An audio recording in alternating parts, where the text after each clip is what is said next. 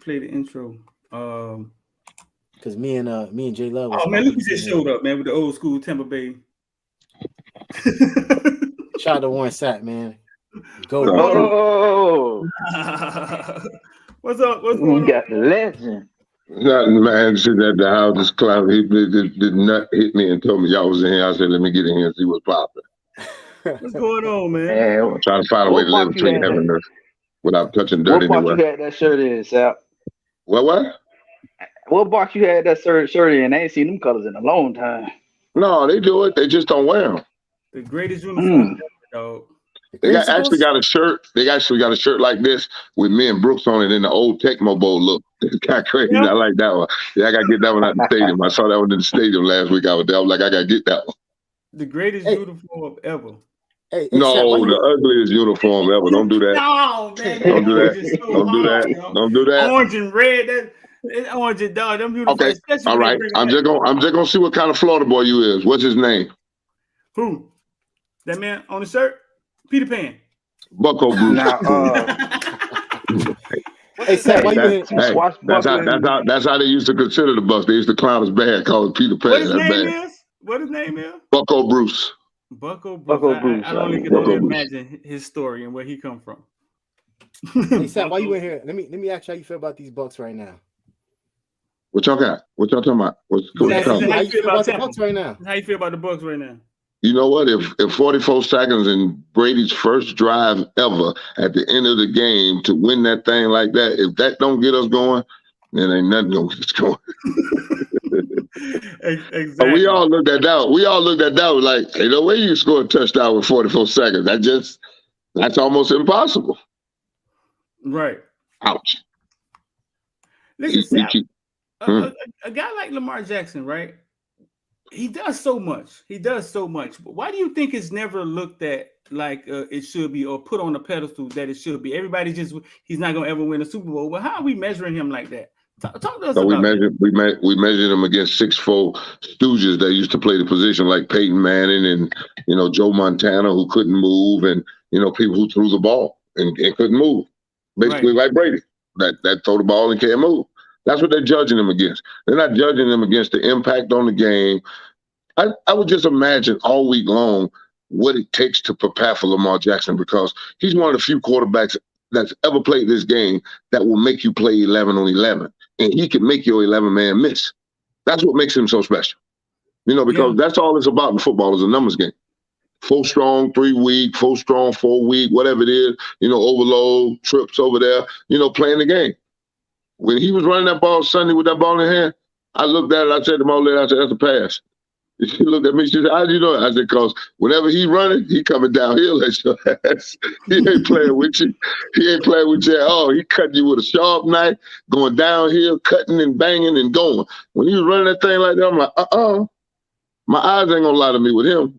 With him, it's a Ginzu knife.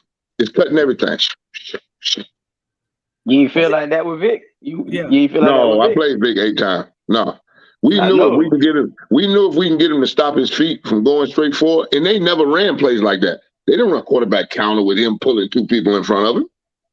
They made him drop back, and Steve Young convinced him that he was good enough to just look one time and then take off. And that's what Vic started doing. So the way they use him as a defensive player, that's very that. Oh, that would drive me crazy. Oh, because you'd have to be all over your game. He can make your 11th. Like we always talk about the 8 man in the box. He's the one that's got to tackle the running back, and the running back got to be good enough to make him miss. Right. That's what you're playing with Lamar. But now it's 11 on 11. Right. The quarterback ain't just standing there. Right. And he makes the 11th man miss 8, 9 times out of 10. Yeah. I covered him in high school, and I knew he was great leaving high school, but I didn't know he was going to get to the NFL and still be quicker than most. Or no, because you figured like every other black quarterback before him, they gave him a system that only showed him in bootleg situations and, misdirections and sprint out. They didn't cater the whole offense and say, you are my franchise quarterback. I'm about to give you the keys to the Bentley and let you drive it. Right. This is the first time we've ever seen that. Yeah. So, Sapp, let me ask you a question. Go ahead, Kyle. Let me ask you a question about that. Sorry, Street. Like with him coming out, when you get the normal. Oh, he can't throw here, athlete, whoop, whoop, right? But I was looking at it from this standpoint. I'm like, this man went to Louisville. We know what kind of system they run in Louisville. You gonna tell me this man can't throw? Exceeding in Louisville? Wait. Who am I talking with now? That's my boy Kyle. Cal. All right, Cal. Name me the last Louisville quarterback. You just said no. You just said Louisville like this some football powerhouse. Louisville known for Milt Wagner and Rick Pitino and basketball, son. The Kentucky Louisville rivalry. We used to watch that. Let me finish, and I'll give it back to you with Denny Crum. You know, come on, man. He went to Louisville. What? Explain what you're saying, Cal. No, I was saying the system. Like they throw the ball around at Louisville. Well, what was the coach's name that was still there when he was there? Petrino. Like that. Petrino's reputation. Hold on. Stop. I know what you saw. I know what I saw. I saw 51 touchdowns, one of the most electric guys running the ball, but you didn't see a drop back passer, did you? No. That's what the NFL will look for until every GM in the world is dead and gone, and there's more brothers like you and me in those offices asking them, like, listen, dog, because I had the first running, throwing black quarterback in Ryan Collins at the University of Miami, and they made him play just like Gino Torretta. Wasn't no rollout, wasn't no bootleg, wasn't nothing for him. Right. We just got to this. And then Lamar was entering to the NFL, which is a 32 all-boys league, oligarch. We're going to run this thing like we see fit. They don't give a damn. Didn't you just see Jeff Saturday get hired? and the reply for every brother that says, what are the black coaches in this league doing? Like, isn't he the owner? Doesn't he get to hire who he wants? You should never question that, boy. But that was the thing. They were looking for a drop back passer. Peyton Manning was still in the league when Lamar came out, right? Was he? He might have just retired. He might have been. He might have just retired. Might have just retired, but that's their image. Give me a 6'4" Iron D in the front lawn, big strong arm, John Elway. You know what I'm saying? You know what that Johnny Unitas with the black boots on. You know, give me that break. You know, Broadway Joe that never completed any passes or touchdowns. So Sapp, let me ask you this then with that question that Kyle was kind of getting at. Do you think we still a long way from getting to a point where we're going to see that guys like Lamar Jackson become the standard, or you think that we still focus on those? Oh, no, we're pretty close. We're pretty close. And to say that is Chicago Bears. Remember that boy went up there and threw 50 touchdown, 49 at Ohio State, and that should have made him like Art Schlichter and Kurt Herbstreit, right? That should have gave him instant credibility, right? Dwayne Haskins holds the record, God bless his soul, at the Ohio State University, as they like to say. So that should give you instant credibility in the Big Ten, where they develop drop back passes, right? Yeah. Nah, they still put that boy through hell and wouldn't let him use his legs. The boy had to set an NFL record last week against the Mullets. I mean, the Dolphins. They winning. I won't do that to them. They winning. I won't do that to them. That was cool, bro. Listen, we was the redheaded stepchild when I went to the Bucks, boy. The Dolphins used to treat us bad, talk bad to us, boy. That's true. Bad. So that's the thing that we were fighting, is a system that always said we couldn't play middle linebacker, we couldn't play quarterback, and it's slowly evolving. But now, when you look across the landscape of college football, shit. Who you taking as a quarterback? They up there with Daniel Jones in New York right now, and he basically look like an option quarterback to me. If he couldn't run, they would have no chance, right? Yeah. I'm a Giants fan. I can't stand watching him. I can't stand watching him either. But somebody told me something. Say, Sapp, he's almost as athletic as Mariota. And then Dabo is smart enough to utilize it. See, that's the whole key. Do you have a coach that will get out of his damn old ass Buick, old ass deuce and a quarter, and run some new modern shit? That's all you have to do, and utilize the skills that you have in front of you. You work with this man all week. He got them great legs, and you ain't gonna use him. Yeah. You ain't finna make this defense play 11 on 11, make them check and go, is the quarterback got the ball? Oh, no, the running back does. Come on, man. You put that end man on that line of scrimmage in a real dilemma sometimes, and you watch what happened on a Sunday afternoon. You watch some people do some stupid shit. Hey man, trust me. I watch DBs. I watch DBs every week. Somebody screaming at them. Oh no, hold on. Let me get this right. Who was that I was watching? Oh, Jefferson, the Commanders. Mm-hmm. Justin Jefferson is standing in the slot, and the Commander DB sitting there patting his feet, and they ain't even blitzing. I'm like, wait. You pat your feet like that because you know a blitz coming, and you got to break in or out, and you go for the pick six, right? Mm-hmm. This man standing up patting his feet. This man ran a whole 5 yards. He ain't moved yet. Boom, touchdown. I said, Lord, have mercy. I mean, who teaches that? Right. We sending 4, they got 5 to block, and you standing there patting your feet at 5 yards with one of the top 5 receivers in the game. Ouch. Yeah. And then Lamar ain't got no weapons. Lamar introducing us to people that we didn't even know existed in the NFL. Right. We didn't know who DuVernay was before this season. Tell me, I mean, all right, the Andrews guy, and I don't understand why nobody don't just double this man. Yeah. Take him away from Lamar. He's been and then Lamar, you know, he still can do some special shit, but just take away his favorite weapon. They don't do this. They playing Tampa on Thursday night. The first play, he crossing, he hit him. I said, my God, it's gonna be a long night, y'all. They're like, what? I'm like, Andrews has been his outlet the entire time. The whole year. And then the boy 80 come in the game, and I guess he figured out, I gotta do is run these same routes and catch this ball. Yeah.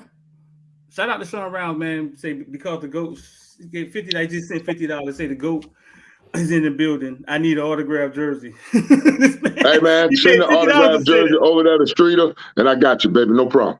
I ain't got no jersey because they stopped selling my jersey.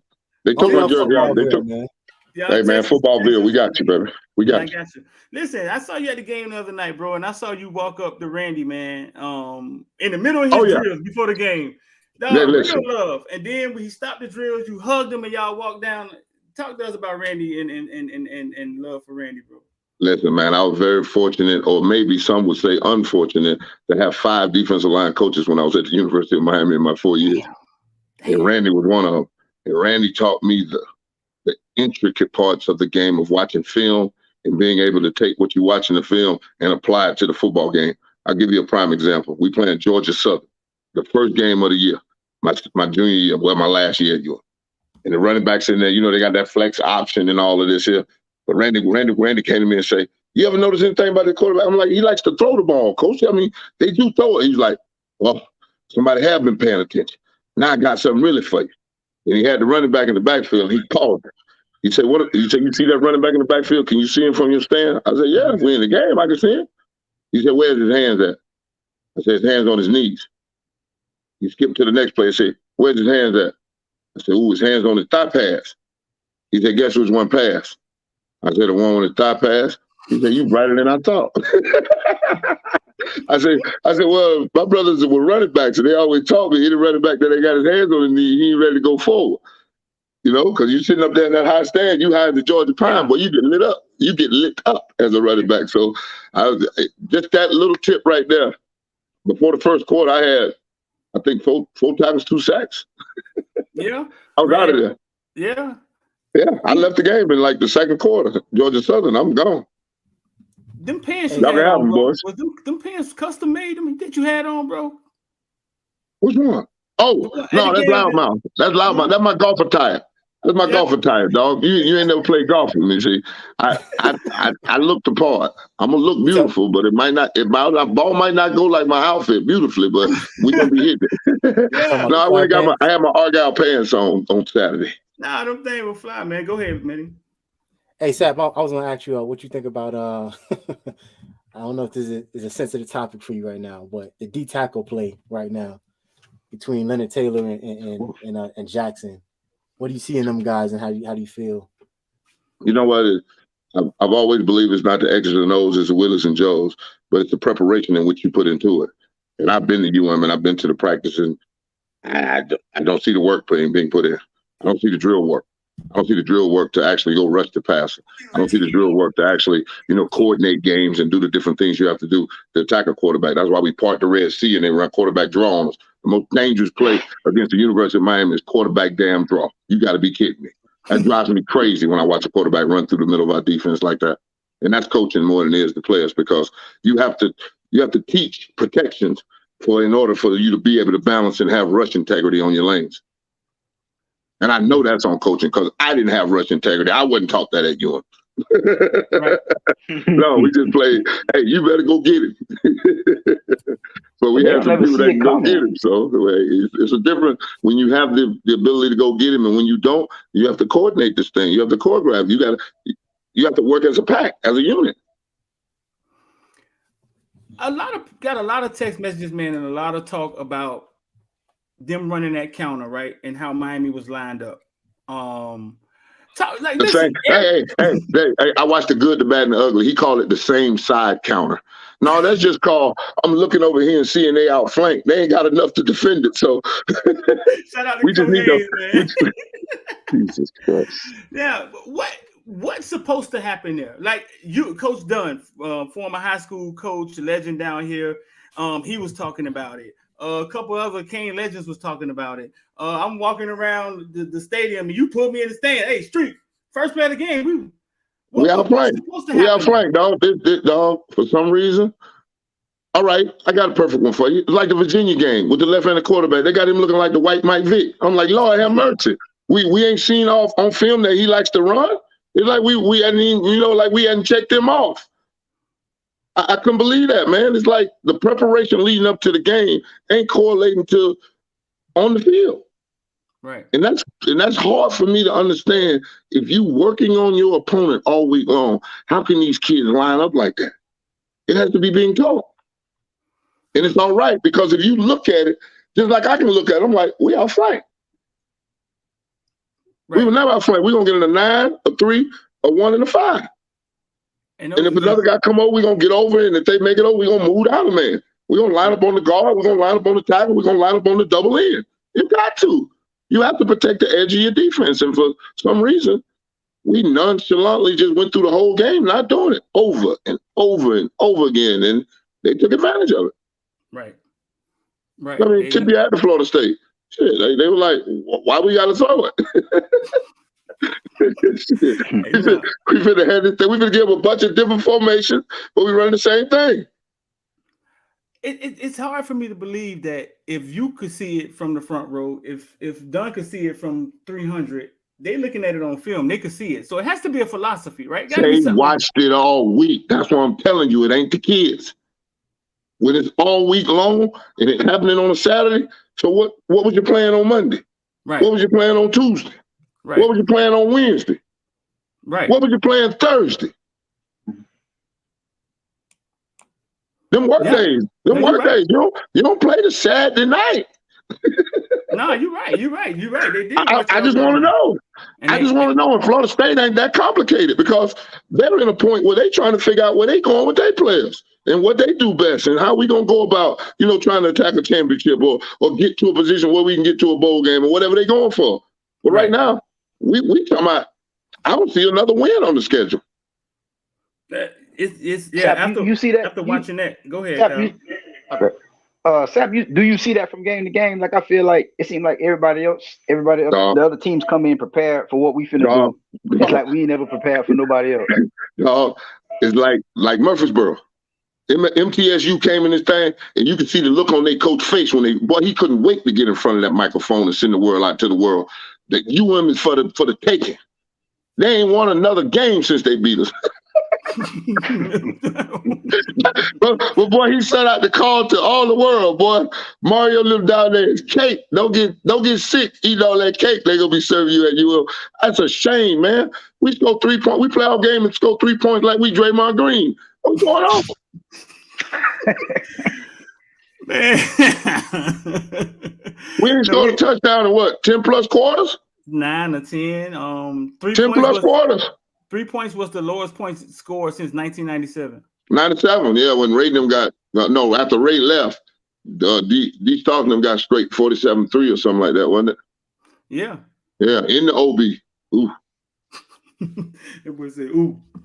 Yeah. No, yeah, it's I know it's a rebuild, and that was tough to watch. That No. looks like I don't want to hear no rebuild. We got beat by Florida State by 3 points last year.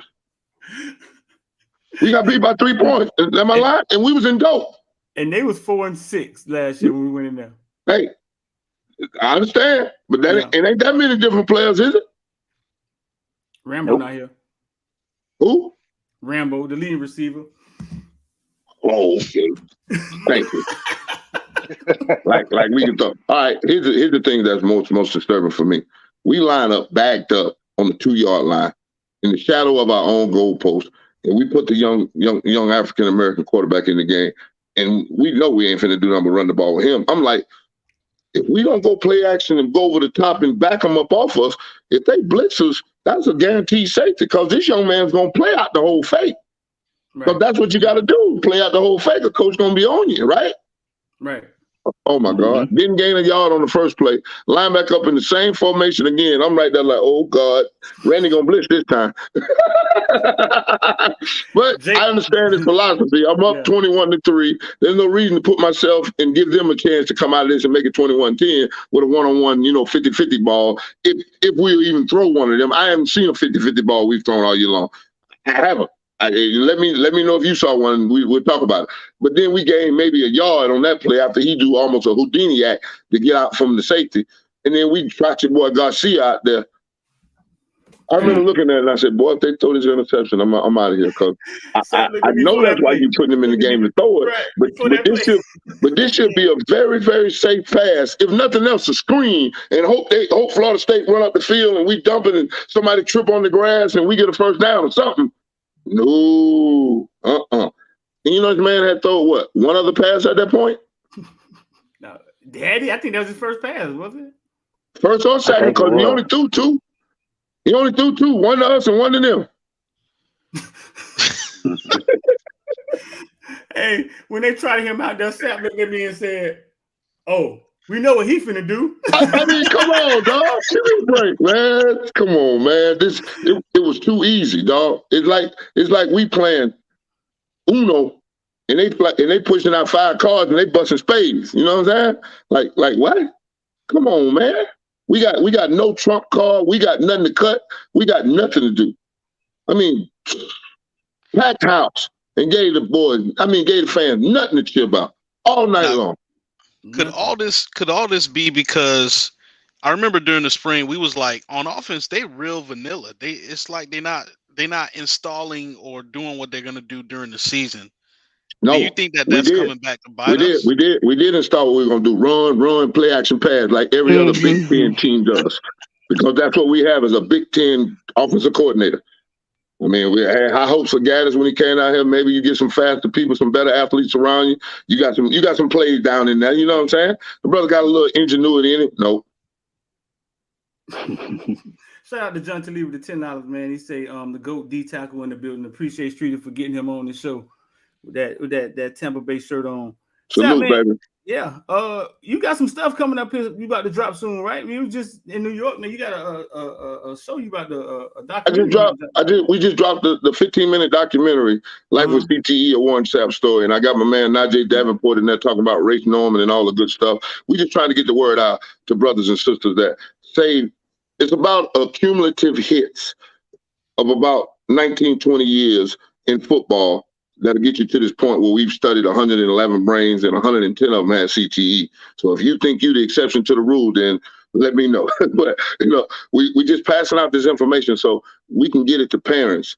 And on Saturdays, we can take care of the young men because we don't need them out there at 8, 9, 10 years old. And I heard they got super peewee now. What's so super about a peewee? That you starting them at 5? Huh? I tell you what, wake your young man up, 10, 11-year-old, put his helmet on, whack him upside the head 20 times and send him to school. How smart is that? Mm-hmm. Stop the hitting early, and then it's longevity. So if you're talking about 20 years, starting him at 13, 20 years, he's 33. I retired at 34. Yeah. I think a part of the issue, too, is we want to kids don't play multiple sports anymore. They usually just play they one play sport and one. They focus on it. specialize. Yes. Yeah. Yeah. So this is what I want you to do. Eliminate the sports. Do critical thinking. Do chess. Do something else. Do bike riding. Do something else. Do something that now this young man here is thinking about something. Read some books. You know what I'm saying? Have a critical thinking young man at 13, 14 years old. Football's easy. We all know this. Right. We talk about this 103 years old, and it ain't going to change. It ain't going to change. We've been watching counter trade and all of this. Just a couple little nooks and crannies, some better gloves for them to catch with. You know what I'm saying? Hey, and it's the same game we playing. They don't hit anymore. So take your child out of this thing early and allow him to have the longevity and whatever he needs, but don't ruin his brain. Don't knock him around. We found CTE in 18-year-olds. Plus, growing up in Miami, the one thing that I know. I used to see all the time is you had a lot of kids back in the day who didn't start playing until high school, especially because of the different cultures and stuff like that. So they don't even get exposed to football till high school. Like Dwayne Bowe, for instance. Dwayne Bowe didn't play until high school. I didn't play until I was in high school. I didn't play until I was in high school because I was a baby of 6, and my 3 older brothers were running backs, and my mom was like, nah, So my mom took me out of it, wouldn't let me go. And I was a big kid. So, they used to do it by weights when we were kids. So me as a 10-year-old would have had to play with the 14-year-olds. You see what I'm saying? Mm-hmm. And that was crazy back in the day. They used to put you in there with weight. It was just how much you weigh. Yeah. Yeah. Now they at least do age. You got a big 6, the 8th grade, a big 10, big 12 and under. I got a big 12 and under. You know what I'm saying? They do it that way now. So I just want us to save our youth, because we don't need them out there on Saturday. We don't go to Canton, Ohio. When I see Jim Brown and take that selfie every year, we don't talk about Part 1. Right. We just don't. No one screams about an Optimist championship. From a monetary perspective, it'd probably be just like you said, learning critical thinking early before playing the game. How about learning the business of football before playing the game? Hello. Ask any 12th grade in the public school what's capitalism. And I promise you they can't answer it for you. And we live in a capitalist society, right? Right. We're not taught what we living in, how you going to make money, supply, demand, and the different things that we need to do. That's what you need to be teaching our youth in the Black community. Because that's the type of shit that's going to affect you. A need and a want, instead of, hey, I want some flashy jewelry or some clothes or Gucci or what? Boy, right. You build your bank account. Build your bank account off them shoes and them tattoos. Because we can use this as a case study. Look at how many owners, how many Black owners are there in the NFL, the place where you make the most money in this sport, right? You got 0. But it's a lot of brothers that came through there. Now, if you go to Pee Wee and Pop Warner, how much money are those brothers making? You're not making none. I don't know. I never understood the motivation except the trophy to go to the job. Like, look what I did, look what I won. I've seen them do that. Right. I've gone by lawyers' offices and to meet people that I know or whatever. And they're like, hey man, I'm an optimist. Pop Warner coach, we won this last year. Really? I see you built a display case for it, your floor. Right. That's what we do. That's what we do with championship trophies. We set them on the floor. Yeah. That's how important that is to you. It ain't important to you, and it's not important to those kids. So that's the most important. Why don't we have critically thinking young Black men? That's what I want. So when they give them a football and it's like, you got the B gap, yeah, but I can press that A and help my man out and still hold that B. You see what I'm saying? Because I know your mama taught you this. The more you can do around this thing, baby. That's it. Man, there's a storm going on out there, man. My power had done went out, man. Good Lord. No, that's just that Comcast over there, that Spectrum. That Spectrum Wi-Fi. Don't come with that. Yeah, shout out to y'all, man. Y'all held it down. Yeah, man, my power went out, man. Oh, no, we got you, baby. Don't worry about this, baby. We got football on the menu, baby. It's real easy to talk about this. Then we went to the Black coaches and Black owners. I got one for you. In 1989, how many Black coaches were there? Ooh, this one here hurt.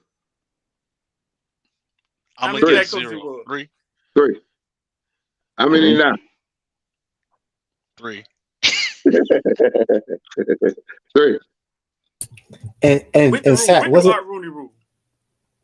Yeah. They revised it. The original one was you had to interview or look to be interviewing at least one minority candidate. And they used Ron Rivera as a minority candidate too.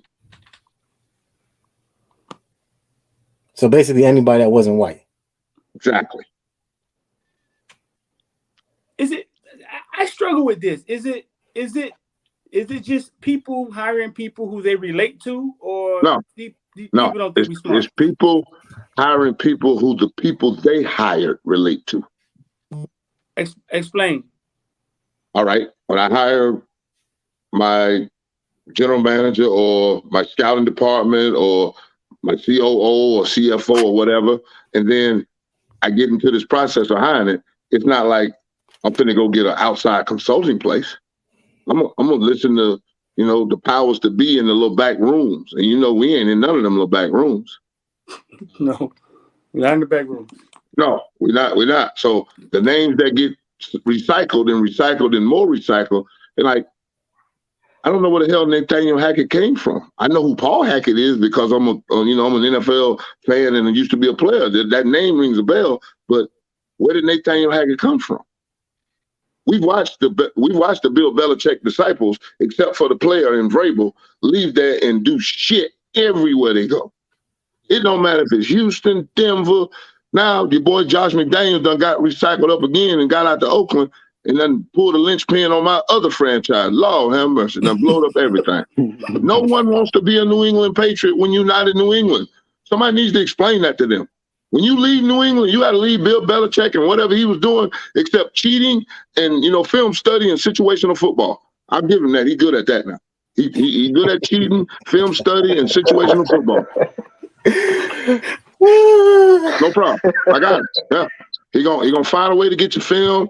Got Marshall Faulk and them Saturday practice from the Rams, and look at that game when Willie McGinnis. Every time Marshall Faulk flared out, they went and banged him. They had to change the rule because of what New England was doing. They used to hold the hell out of Marvin Harrison and them boys with Peyton Manning. Rape them on the sideline. Rape them. He said he was a rape. Rape them. That's why we got the PI calls that we have now. Josh Allen running down the middle of the field like he goddamn Herschel Walker. Well, Josh Allen, the headless horseman, because, boy, you saw them picks he throwed up in New York this weekend. And Can somebody please explain to me how we're still waiting on Wednesday afternoon for a real doctor report, a real medical report, a real, he has a 3rd-degree sprain of his UCL, 4th degree, partial tear, something. This man sat up in front of the world and said he day-to-day. Well, ain't we all? We all day-to-day. We all day-to-day, damn it. Shit. Mama told us a long time ago, tomorrow ain't promised to you. We all day-to-day. What the hell is day-to-day mean? I promise you to be a new statement by 5 o'clock because the NFL can't have that. Vegas ain't taking no day-to-day. Hey, Sal, let me ask you something back on that ownership thing, because I'm hearing rumblings that Jay-Z and Jeff Bezos are trying to get together by the Commanders. The Commanders? Yeah. What's your thoughts on that? Because what you were saying was very important. I really want to hear your thoughts on that.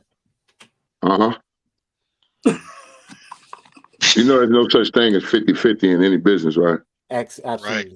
Somebody's got to have that 1% to be the controlling power of it. So they told you Jay-Z on the Nets too, didn't they? They did. And what was it, 4%? Something like that. Some little nook and cranny. But just the fact that we got some people interested in it. But what does Jay-Z know about football? Right. And who is Jay-Z gonna bring in with him now that he owns X amount that he gonna put in the scouting department or whatever department to actually implement this change that we're talking about? That we'll have more faces like his in there because he's not gonna be in the office from day to day. Right. Neither is Bezos. Yeah, Bezos. Like I said, so what changes is Jay-Z gonna implement with whatever percentage he got to now put somebody in there, 3, 4, whatever it's gonna be, and then they have an authoritative position where now they're evaluating who's underneath them and who ain't doing shit around here and who don't know what they doing around here. You see what I'm saying? Mm-hmm. You can't get put in a position where now you getting evaluated because you know what we get. Yeah. The boot. Yeah. So Sapp, you was in the league and you played. You was in the league and you've been around a while. It's a thing that I say. I always say that, man. They've never called a black coach a genius, right? Have you ever heard? Have you ever seen some geniuses? Are there some current geniuses? And have you ever heard them call a black coach a genius? You know what? You know what that's about. You know, because they told us we couldn't play quarterback, middle linebacker. You know, I know the first middle linebacker to start in the National Football League. That's Willie Lanier, number 131 in the National Football League Pro Hall of Fame. It's just one of those things that you go through life and you see it. They only let us cook in the Navy. You know that. Yeah. Mm-hmm. That's where race norming comes from. You know, we've always been considered second class. You know, they told us in Dred Scott that we were 3/5 of a man. They've never went and redone that. They've never wiped that off the books and did anything about that. They just go on with it, you know. But I know this. I know it's some men that play this game that know it so well that they'll run circles around your head. It'll mess with you. Give us some names. Some current names. Oh, current names. Mike Tomlin's one of them. Mm-hmm. What's the man? Eric Bieniemy knows his game. He goes up and down the field. Leslie Frazier's one of them up in Buffalo. He's been that for years because he trained underneath Tony Dungy. Lovie Smith knows the game, but I don't know what the hell they going on in Houston. Jesus Christ. Alan Williams, the defensive coordinator in Chicago, was my man down in Tampa with us. We trained Raheem Morris over there, the defensive coordinator in St. Louis Rams. He was the quarterback. I mean, he was the head coach of the Bucs with the Younger team. They won 10, 12 games that year, 10, 11 games that year. I mean, it's just whenever we got the opportunity, the right men have won games. Right. Because in the interim coaches that they've had, the 13 interim coaches that we had, 10 of them were white, and they had a record of 3 and something, and the black coaches were 500 or better. So you tell me. Just like Leftwich was kind of like the same way the Rams head coach is, or Arizona's coach, where he's an offensive mind. He won the difference. The difference is Leftwich actually played this game. Leftwich actually went in the fire and threw the passes and threw the picks and learned from them. That's the difference. They tell me all about these boy geniuses that sit in these damn film rooms. I'm like, yeah, okay. It's some beautiful shit to be in that film room when it's nice and comfortable at 72 degrees and air conditioned and your sunflower seeds and your spit and dip and everything. And it's different when you got that helmet on, somebody chasing your ass and knocking your dick in the dirt. You got to fight it off. Come on, man. Mine was hot for a minute because the Bucs were scoring 30 points a game. Right. Last 2 years, 30 points a game. But do you think that has to do with the O-line or the departures? Oh, it's definitely. It's Jansen. It's 66. That was our guy. That was our 99. I call him 99 upside down whenever I talk to him because he set the tone. Yeah. And you think that offensive line wouldn't be running the ball better if he was there? Man, there's no way you would play like that around me or him, Brooks, Lynch, any other great players that play this game that play it with an edge and a chip on our shoulder. Mm-hmm. You got to play it one way. And that's exactly what Jensen would have been doing up the middle in front of Brady. And he don't feel confident right now. But I hope that last drive got us going. Ooh, what about those skill positions? Just spoiled brats. We got a weighted enough skill position, man. Yeah. Mike Evans, Godwin, Julio Jones. Come on, man. All the boys can run routes, catch the ball. They don't hit you anymore. You don't have to worry about getting knocked out. Right? Hey, Julio played when it was vicious. You know what time it is. You can get the knocked out of you back in the day. Come on. They done took the word concussion out of the NFL language, out of the NFL dictionary. They don't even say concussion no more. Head injury. Okay. Totally different game now. I remember the Chicago quarterback McMahon getting slammed on his after the play. Got slammed on. Yeah. Harris, number 94 from Green Bay. Bammed him. Boom. That fear isn't even in the game anymore. Hey man. You got to protect the ones that the people come to see. You got to protect the quarterback. Right. I couldn't be the QB killer if I didn't sack the quarterbacks I sacked. If I was sacking Dan Orlovsky, nobody would care. Could you imagine what Harbaugh had to see in Lamar Jackson in practice, right? To be like, oh no, wait a minute. No. you had to know what Ozzie Newsome saw in Lamar Jackson, because nobody wanted to draft this man but Ozzie. Right. And that was Ozzie's farewell to the Baltimore Ravens, is drafting Lamar Jackson. Yeah. How great is the legacy is that to leave? Right. No one wanted to draft him. Everybody wanted to tell you he was going to be a running back in the backfield and he was going to have to learn how to throw the ball. I'm like, I've seen the boy throw it in college. It ain't that ugly. You know what I'm saying? 3600 yards. I've seen some ugly quarterbacks. I've chased some ugly quarterbacks. And he looked nothing like none of them. I'm like, I don't know. That's a harsh judgment for a man that ain't, been in the game yet. If he finds somebody that can work with him with what he likes to do, should be a nice little combination. And boy, they still ain't gave him a legit receiver. Well, they gave him Deshaun Jackson. At least he can take him deep if he can stay healthy. I got a Lamar question. So he's coming up on a free agency. Do you think that they will, not only the money, but do you think it would, for him to win a Super Bowl, should he stay at Baltimore and will they get the pieces he needs? No. He won't get out. He won't get out. He gonna get out of that line, dog? No. What's gonna happen? They're gonna fret. I mean, they're gonna try to lowball him again with a little better offer. It won't be what he's asking for, because now his price had to have gone up. He had more touchdowns than 30 NFL teams a month into the season. Just him by himself. I mean, and now I'm sure. Well, I don't know who his representatives are. I'm sure they done put some more money on this thing. He is on Exactly. So I'm sure the price done went up. So when they give him this little lowball offer, he's gonna have to accept the top 5% and go do the same thing he did last year, is play for his contract again. They're gonna make him do it. Hey, listen, I remember right before the draft, Drew Rosenhaus used to be on Channel 7 doing his little nightly on Sundays. So they asked Drew, they say, who you think the Dolphins gonna pick with their first round pick? He said Lamar Jackson. I say, man, that just sounds like too much like right. It's just not gonna happen. I was just hoping. I had my fingers crossed. I said, come on, man. Who the Dolphins pick? Waddle? Who they pick? I can't even. No, but I'm talking about the Lamar Jackson year. Right. Who? It was. Damn. Who was it, Matty? It probably was a lineman. I think I'm trying to remember. Y'all call yourself Dolphin fans. I'm a Giants fan. I know exactly what we did. We went and got Saquon. I heard you, brother. I heard you, Daniel Jones, down there. Yeah. And I was mad at Ozzie because right before they said they wanted to take Lamar at the top of the second. And then, they didn't want to make a black quarterback that was going to be a running back in the backfield, a first-round pick. Yeah, right. Then when because Lamar was back in the day, and it was going to be a bunch more black quarterbacks coming back behind him that were going to be running quarterbacks that they would go, have to stock like, well, he was better than Lamar. You see what I'm saying? Now you're going up in the draft. We talking about top 10 now. So Lamar Thomas said Petrino cussed him out when Lamar was struggling at first at Louisville. Petrino cussed him out. You know what I'm saying? Oh man, he ain't what we thought he is. What I'm saying about Harbaugh, and we know what he did in college. Once they got Lamar Jackson on the field in practice, right?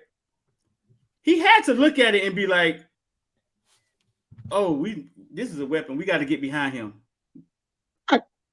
All right. Was it been Greg Roman the whole time, the offensive coordinator? I think so. Yeah, I think he got him after he drafted him. When he went over there and got him from San Fran. Like he had to go get somebody to design an offense because the Harbaugh's gonna run this. Yeah. So you think it was predetermined? So they went and got him to do this, or That's what I'm telling you. Gotcha. It's been Greg Roman. Got you. I got you. That's been the constant in his life. I think that's the first time somebody that believes in his skill set. Gonna design plays that fit his skill set and be able to do this and then switch it up and move, because the fastest adapting organism on the face of God's green earth is an NFL defense, buddy. You show us something, buddy. You can't go back to that. we should adjust to that, buddy. No way. No way. That shot. That's a good hit right there. You hit us with that one, but that's the last time today. Come on. You can't do it no more? Boy, no. Find another way at it. You ain't going that way again. No, that's how it is. And with Lamar, You can't turn it off. No. He's got to turn it off. He's got to throw the bad pass. He's got to make that silly mistake like he made against the Giants a couple weeks ago. He's got to do that red zone interception instead of taking the 3 points at that 4th down situation. If it ain't him, you ain't making him do it. There's been a lot of guys with not half his talent that got that big paycheck really fast. Yeah, what is that the complexion of protection? Yes, sir. It's not even. But the last time I checked, Lamar Jackson ain't been on no police blotter, no afternoon hour spot, no YouTube video, no TikTok, no none of this. Right. Now what's the problem? What's the problem with my man Check? It's almost as if they're waiting on that. Oh no, exactly, boy. Yeah. They're gonna make you shake the dice all the way. Somebody hit me the other day. Hey man, your boy Lamar might want to, take that money. No. Lamar know how to get down. Oh, he's taking a lot of hits. I said, show him to me, because I watch the tape every week. So if I see anything, I'm definitely gonna call. I'm gonna get away to him. Hey, get down. Hey, get out of bounds. Don't do that. Yeah. He ain't taking no hits. No, he ain't taking no. not that he's elusive as hell, but just making the proper decision, stepping out of bounds, sliding, getting down. I mean, shit, that's almost $500 million that he's playing with right now, dog. Yeah. Right. That's some real money he playing with right now. Boy, that machine is running right now, dog. Yeah, I'm just trying to figure out how Deshaun and Kyler can command this type of money, and arguably Lamar's been better than both of them and got an MVP under his belt. What are we waiting for?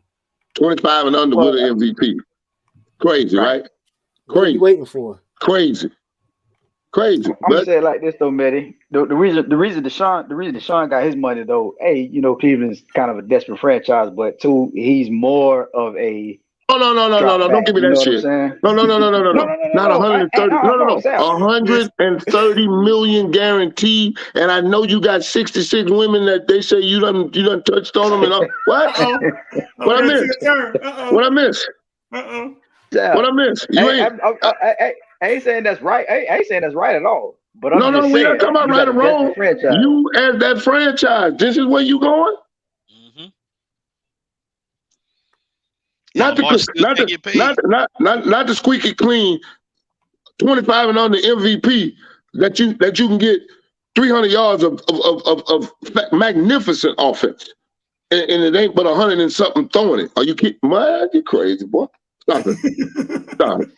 And we saw Watson and Lamar go head to head. Louisville. No. I'm gonna tell you this. They've always given Deshaun Watson's weapons around him. That's where Hopkins came from. That's where the tight end and the other thing. Lamar is playing with. You can't name them except Andrews. Yeah.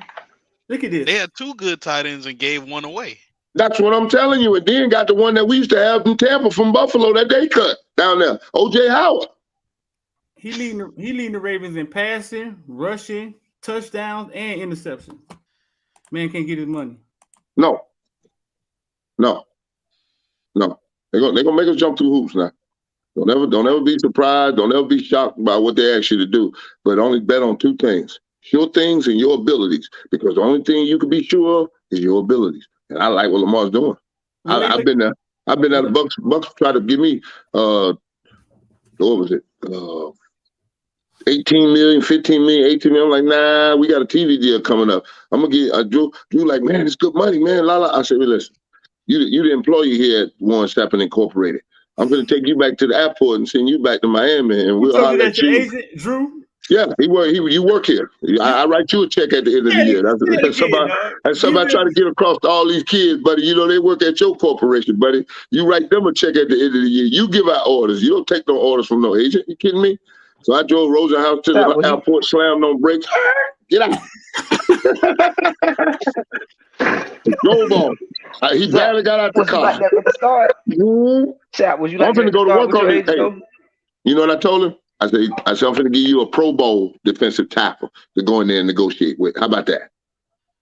I'm gonna go to work on this Pro Bowl because that's all we knew then. Pro Bowl wasn't all pro. When we weren't thinking like that. Let me show you this thing, dog. Let me go to work on this thing, and then we'll get to it. Then you go back negotiate with them when you got a Pro Bowl. We'll be at Hawaii with a Mai Tai in my hand. We'll negotiate with them then.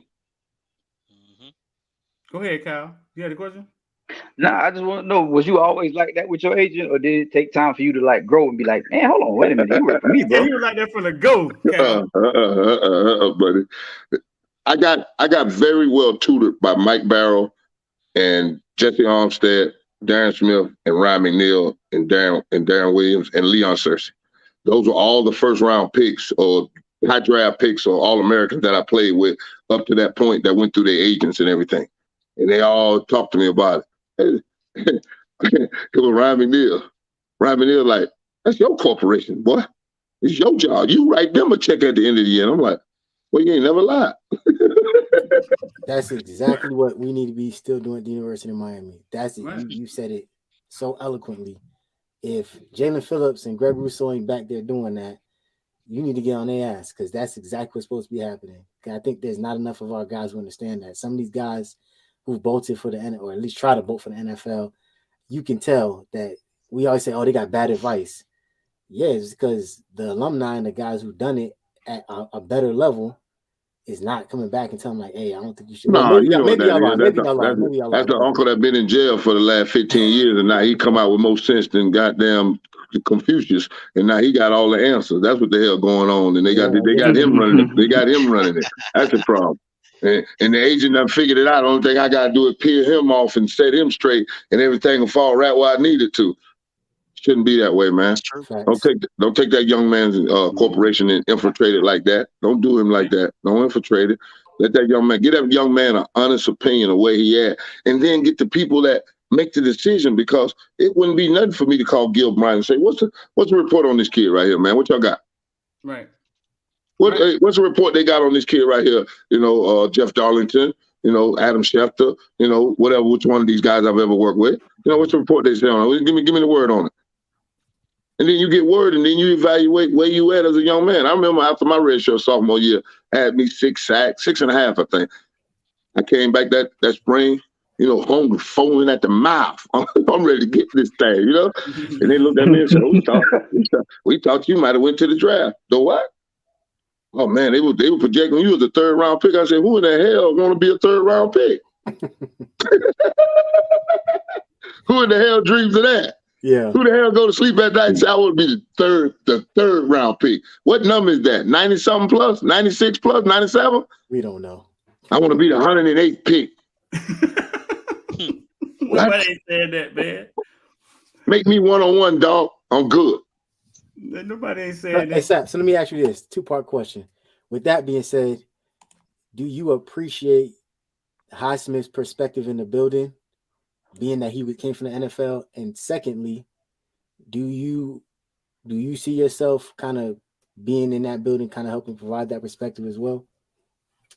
No, they don't want me in the building. I've already I figured that out. But Right, I'll take Lonzo, I'll take Roland, I'll take Ed Reed, you know, because you can have real conversations with them. They ain't gonna give you no football talk, no foo-foo, no bullshit. You know, it's gonna be a real man conversation, and you understand where you at, what you're looking at UM. So no, they don't want me in that building.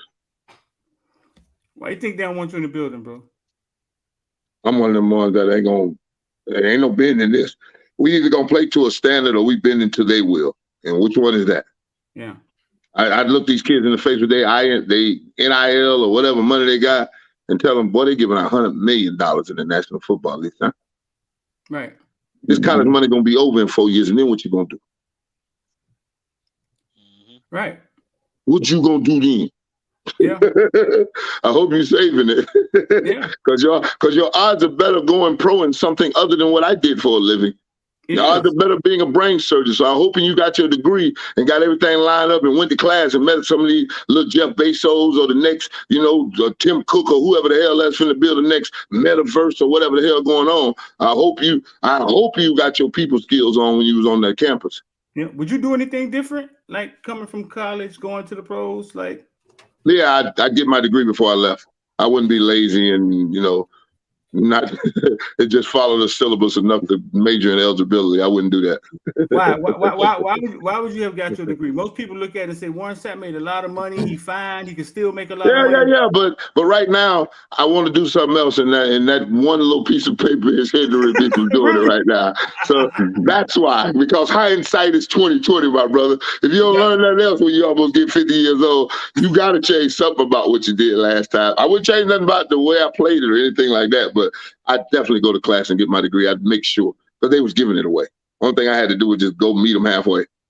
What you did, dog? Just lazy as hell. That's all.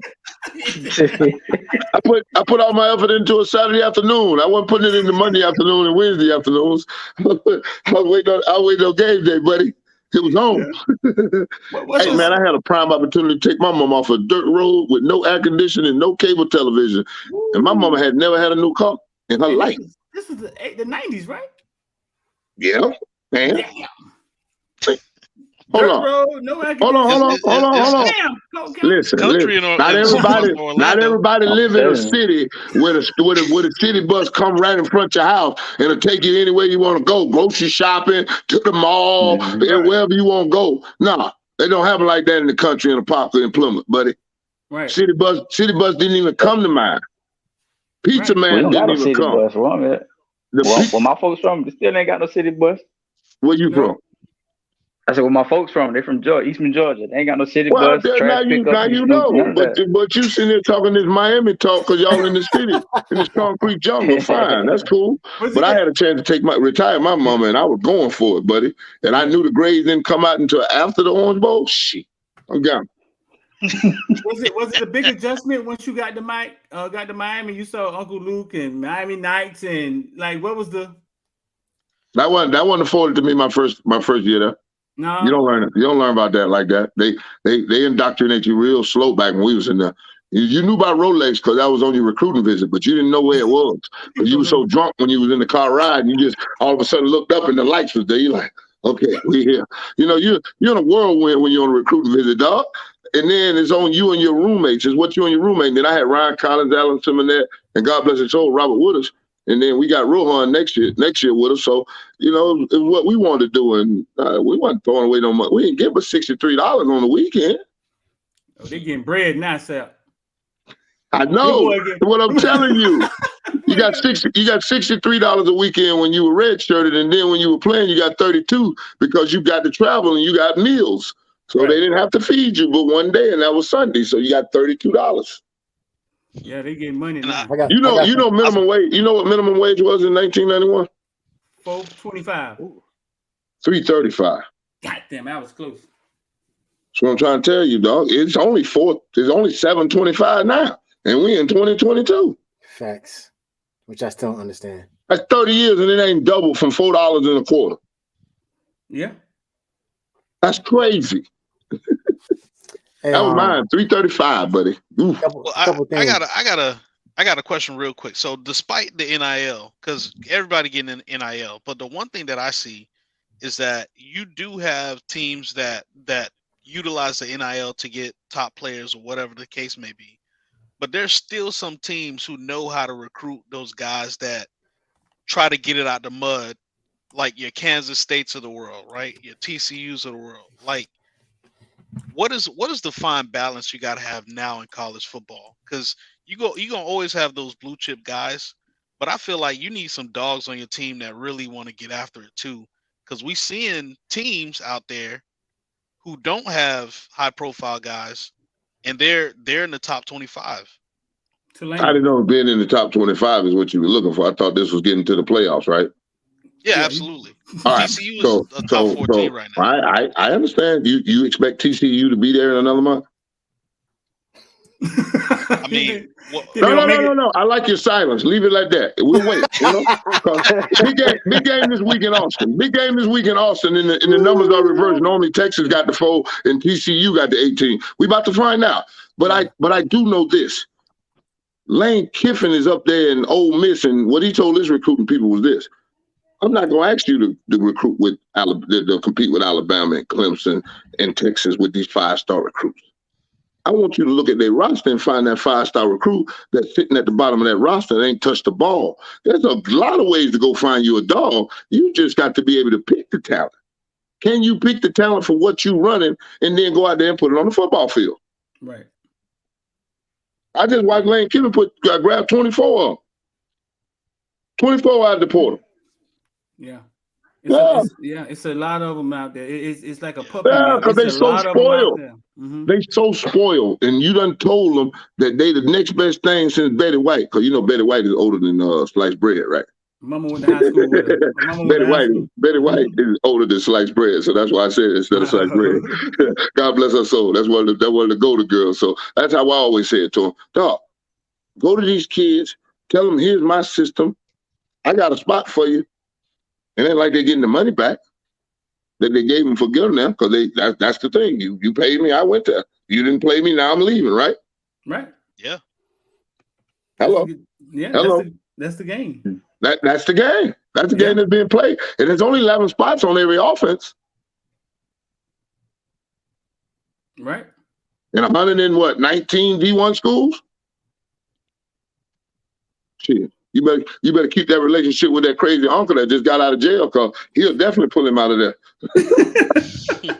A couple things, man. If y'all in here, man, hit the like button, please, man. Appreciate that, man. Hey, and smash the subscribe down at the bottom, baby. You got to subscribe and like, baby. Smash it. You heard the GOAT say it, man. So ain't much coming from me, but Sapp, you've been everywhere, bro. You done been to Washington Commanders. What other NFL Kansas team? City and the Bucks. Kansas City and the Bucks. I start at home first, man. You know what the thing I do? I just try to teach the young men that it's about a pack. Because what I see with UM is look like a bunch of individuals on defense. If you're going to play individual defense, it's going to be a long night, afternoon, morning, whatever you play in this damn game, because it's a jigsaw puzzle. And each one of us is a cog that fits a certain way.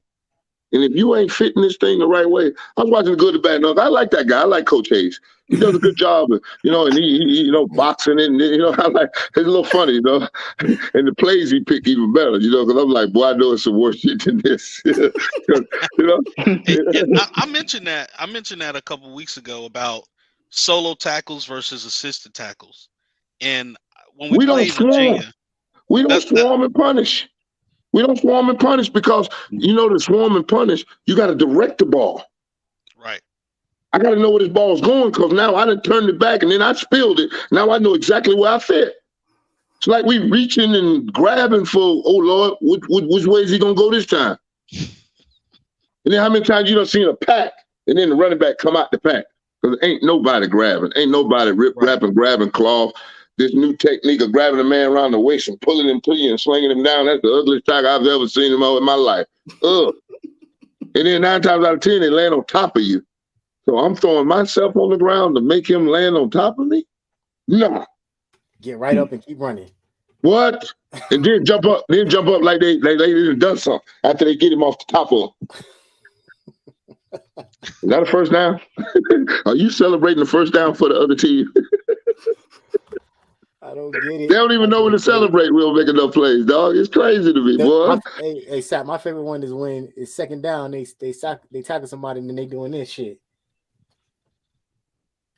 You know what down it is, right? That fourth down, but it's different. It's third. Oh no, I got better for you. I'm up at Tampa. My D tackle sniped the quarterback. He cranked the lawnmower up, go to cutting the grass, and he run off the field on his third down. Where you going? Work ain't done. But I understand that he had a third down pass rusher. That might be their little system, but I'm glad he got the sack. He had 3 of them on Sunday. Big fella got rolling forward. I loved it. It was funny to me. Yeah. Really funny, man. But just like when 56 bust through, if we had a consistent formula of how he got off the ball, we'd see him in the backfield more often. Not just that one splash play and then it's like, oh, there he is. Right. You know where he's from, right? Yeah, right here at the crib.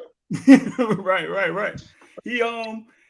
He looked the same way in high school. I mean, that's just natural ability, man. He will do splash plays, but if you taught him how to read and trust his eyes, his hands and feet will follow. And he'd be busting. Man, that's a bowling ball of butcher knife. They just ain't sharpened his knives and taught him how to roll them. That's it. Yeah, you got to let him go. Are you still Sapp? So are you still available? Like when cats reach out to you and want to work out and all that stuff? Please tell me what field they're gonna be at. Right. Sapp them doing shit, riding a bike, traveling around. Yeah, but I don't think the kids don't think about stuff like that. Sapp, when you was in college, you wasn't thinking about calling. You know what I'm saying? No, I got this for you. Uh-huh. I called Lonzo. I told Lonzo I wanted the kids and tell me what day I can get the kids. He told me this weekend here that he found a way through the NCAA compliance guy or whatever. They're going to give me a week with the kids. I wanted to ask him what the hell does a week do when you got them 49 of the other weeks of the year. Tell them football bill come with you. Rome wasn't built in a day, but that bill was tore down in 20 minutes. So Lonzo is trying to get you in there. Yeah, that's the only way I can do it. I'm gonna take the week. I'm gonna take it. Whatever you got from them, I'm gonna take it. Then I'm gonna pass my number to the kids so we can text and you send me your film and we can talk about your film. And then you know what that's gonna lead to. We'll be out there in the middle of the park somewhere. I'm gonna find it. Shit, this your life. Do you not want this $100 million contract that they're giving away? $100 million go a long way where you are from and where I'm from. I know this for a fact, and I ain't asking you for a penny of it. I just want you to go get it and bring it home to mama. Facts. And if you see me in the club, buy your boy a jacket and die. Cool. That's it. That's it. I don't want nothing from you, baby. This knowledge, this game is being sold, not to be told. But I'm gonna tell these kids how to go right to the path if they give me a chance. Go ahead, Kyle. Why is it so hard for you to get the kids? Like I remember when Leonard Hankerson went to work out with Dupa on his own. They can't do that no more. Coaches have egos, huh? Now I'm wondering, is it NCAA or is it just the coaches? Like I said, dog, I got a whole compliance, whole this, that. First of all, I was like, dog, don't they go work out on the field? Like run, like 60s, 40s, 80, like we used to do 110. Yeah. They got to run on Tuesday and Thursday. Well, shit. Can I go out there? I ain't a coach. I'm going to go out there and set the bags up. I'm going to be out there working on my little 1-2 thing, and they see me doing it, and then we just having a conversation about pass rush. I got 4 on across, and we doing individual run. We ain't going to do about 20, maybe 30 reps, 15 aside. Mm-hmm. That's about how many pass rushes you get in a football game. Yeah. 60 plays, you get about, good solid 15 one-on-one. Shit. You see how often we trade D linemen in and out. What is he trying to do there? Is he just trying to keep them fresh? That man done fell out. No, I told you a long time ago. I don't know what that man doing, dog. I don't know what that man doing. I don't even know what our philosophy on defense is. That's true. I said that too.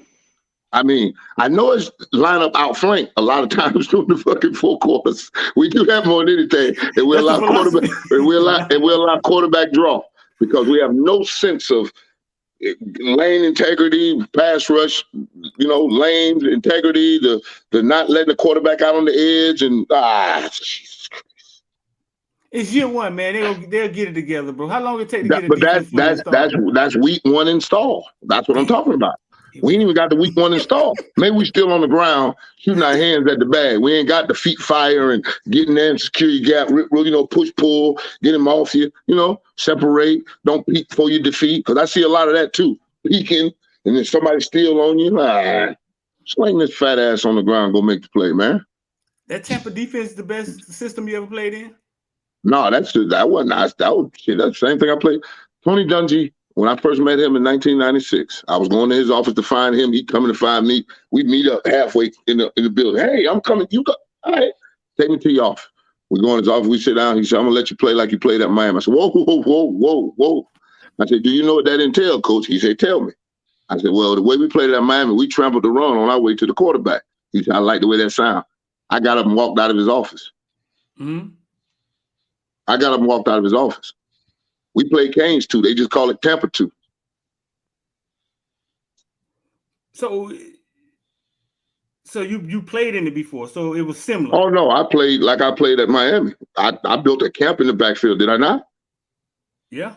3 yards deep in the backfield, just like I did at the old Orange Bowl. That's what I did in the NFL. Tony allowed me to do that. Tony gave me that freedom. He said, if that's how you gonna play, then you got it. Go. There go Mr. Good, Bad, and the Ugly, man. There you go. Sapp say he was watching. So let's say he was watching you. He liked it good and bad and ugly, man. He said it twice, so he must be really liked it, dog. You did your Oh thing, no, brother, you do an excellent job. And when you did the outflank, I said, now he on it. You know, we lined up outflank the very first play of the game. Yeah, I appreciate it, man. Then they brought Buddy in motion. I said, oh Lord, if they give that ball, he come back, that's 20 yards. Yeah, man. Hey, you just call it. We see it. We just like to just call it out, man. I appreciate it, man. But I also want to thank you too, man, for I remember I mic'd you up over that Lowwood thing in the Battle of the Pit.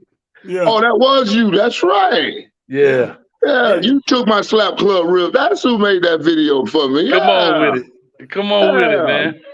Yeah. You know me, I'm just a big old country boy that's gonna do it one way. We're gonna do it by standard, baby. And if it ain't broke, don't fix it. You can't reinvent this. This thing it's a wheel. You can put all the dressings on it, the rim on it, it's still a wheel. You gotta have some want to, man. And the scariest thing for me watching you, if we don't block and we don't tackle. Damn all of everything else. We don't block and tackle. Right. Before we get to the deep, right. Before you get to the scheme, dressing it up, disguising, any of that. You got to have the basis of stance, alignment, assignment. Can you block and tackle? Can you do the very basics of this? And then I love, when our coach tell us how tough our team is. I'm like, what damn team are you watching all week? Because the one that show up on Saturday, the damn show ain't tough. Damn show ain't tough. I don't know what you watching during the week, boy. It must be another team. You and Lonzo and them must be out there playing by yourself or something. I don't know. It's not a tough team. It's not. It displays no tough mentality. No. Hey, shout out to Coach Hayes, man. They got that boy in the boys' bathroom. You were involved with a coaching change, or you had the same coach your whole 3 years at? No, there's nobody but Erickson. You only had Erickson? There's Erickson. 63-9. See, I know. Better winning percentage than Newt Rockman. So don't talk that shit about my coach, buddy. You knew who he was coming in? You knew who he was before you got to Miami? Or did you know who he was? Yeah, because I had very fortunate that I had a quarterback in college that had some money. I mean, in high school that had some money, and Lee Morrison dad loved this kid, and he wanted him better than Brett King, which wasn't gonna happen because Brett King's dad was the athletic director. But Brett was a good quarterback too. So Lee looked at me one day and was like, "You want to go to the Dennis Erickson passing camp?" I'm like, "Hell yeah!" So I came down here in '89, the summer of '89, with my quarterback, and we came to the Dennis Harrison passing camp. Oh yeah, because you was a tight end, huh? Yes, sir. Well, I know. So listen, man, I think about things logically, right? And we look at those pictures of them being outflanked and stuff. Hayes talked to me all night long after the game about the shit. You know what I'm saying? Like, they see it on the Jumbotron before they go into the game, like you said, Sapp. What could be the philosophy? Like, what could they possibly be thinking? I got Hayes and I got Sapp in here. You know what I'm saying? Y'all film watching guys. Y'all break. No. Film watching guys can't give you an answer of nothing except what we see. You got to go to the man that called this shit and ask him, dog. On Monday, when you saw this formation and you wrote down all the defenses that you could play facing this play, that can't be one of them. Period. You can't line up where your end is in a 6 and they got 2 people outside you. And then Hayes like, yeah, they're going to bring 2 more over here. Hey, Sapp, it's a numbers game, baby. You played in the tree. You know that. Every time and twice on Saturday and Sunday, baby. It's a numbers game. Listen, that's why you how can I get 6 strong on your 5? Hey, that's why we send 4 strong on a blitz, because most protections are 3 each side. 4 strong, 4 weak. Yep. If we're going to overload you, we're going to send 6, because you got 5 linemen, and 5 can't block 6. That's simple. Okay, so come on. So first goddamn play of the game, they ran through that shit like a train. They come to the sideline, right? Coaches, Coach Hayes, your team come to the sideline. You got goddamn technology. Everybody saw what just happened. You know what I'm saying? Why doesn't it get corrected? Like, it has to be the philosophy, right? Why don't it get corrected? I'm gonna say this, and you guys can correct me if I'm wrong. Hold on 1 second, man. I got a co-Hayes. Go ahead. I'm gonna mute myself so I don't talk over. All right, now I'm gonna wait on you now. If you're ready, now I'm gonna let you go if you're ready. All right. So the reason I said that was because as I look at this game, all of our coaches are on the sideline. I don't see anybody in the booth, but maybe young guys, maybe GAs, maybe some quality. Charlie Strong is on the sideline. Kevin Steele is on the sideline. Jason Taylor's on the sideline. Jamil Adai is on the sideline. Coach Joe, the D-line coach, is on the sideline. So therefore, who is the trusted voice with the bird's eye view? Because let's be real, is any of those veteran guys gonna listen to the pimple-faced GA and say, "Hey, coach, you outflanked over here. Shut your young behind up. I know what I'm doing." So obviously not, Coach Hayes, because we could see it. I was in the damn booth. I had Bain and Charles Farm, Rick Newberry in front of me, and another O-lineman. And I lined up and I look, I said, "Oh shit, we outflanked." Bain looks, say, "Oh, we will." Charles Farm said, "Oh my God." I said, "Yeah." Then the motion came and I went, "Okay, maybe they don't see it." But I know they marked this thing down from upstairs. I'm like, they're going to come back to that play. I mean, you got to. Because somebody upstairs saw that like we saw it. Right. And I didn't even know that, Coach, that they had everybody on the sideline. What they down there doing? Everybody, what they doing? Think they're going to lose a recruit or something? And you know what I mean? Like Sapp, like when I look at it, remember, to credit to your school, Apopka, Coach Darlington was known for this. He always ran plays and formation to his sideline because the coach on the opposite side can't see the formation, right? From the sideline view. Yeah. So Darlington, that was one of his biggest tendencies. Always, I don't care if it was short side of the field, boundary, or field side, he always formationed and ran the ball back his way because with that wing T, the double wing, you can't see the blocking assignments because it's high school, right? So you don't get the end zone cut and all that. Yeah. So all you see is a dude just getting blocked. You don't know how he's getting blocked. And so I said that to say the same thing there. If all of us on the sideline, that play was run up the Florida State sideline.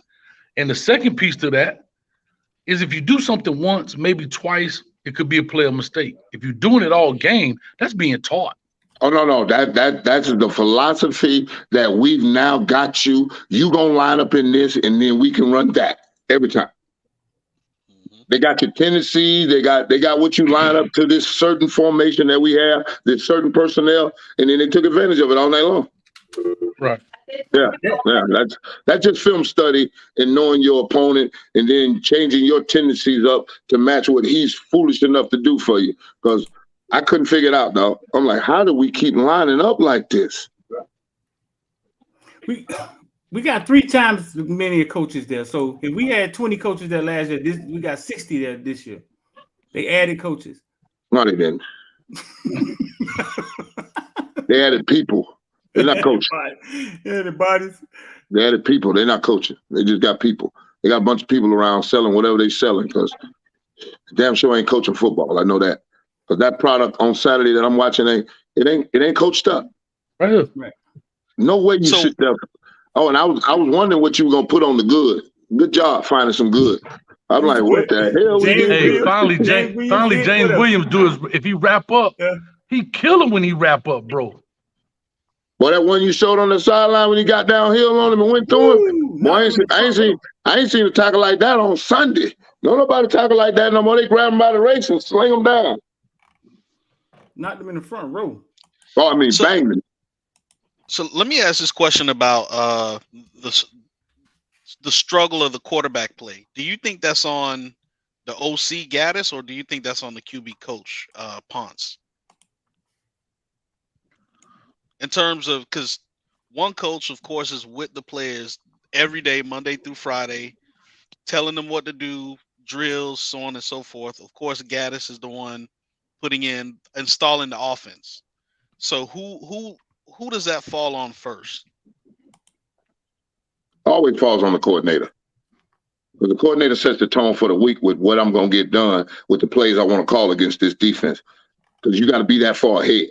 You got to be that far ahead. You already know the first 15 you're going to call before you get to the game. So you definitely got to know what you're going to do to get to your first 15, right? It's got to come from the coordinator. That's why I was wondering when people were talking about Jeff Saturday. I'm like, Well, what the hell is Jeff Saturday about to say about the opponent this week? When Wednesday, right now, you just walked in that bit this morning. You ain't did no scouting or nobody, no nothing. You don't know what kind of personnel we got in this building. What the hell you finna say to me that's gonna make me want to follow you into this week's game? That's where it comes from, dog. If I'm the offensive coordinator, head coach, assistant head coach, you give me some kids, I know exactly what I want to run against this SOB. Because I worked on it. I don't sleep. This is what I'm about.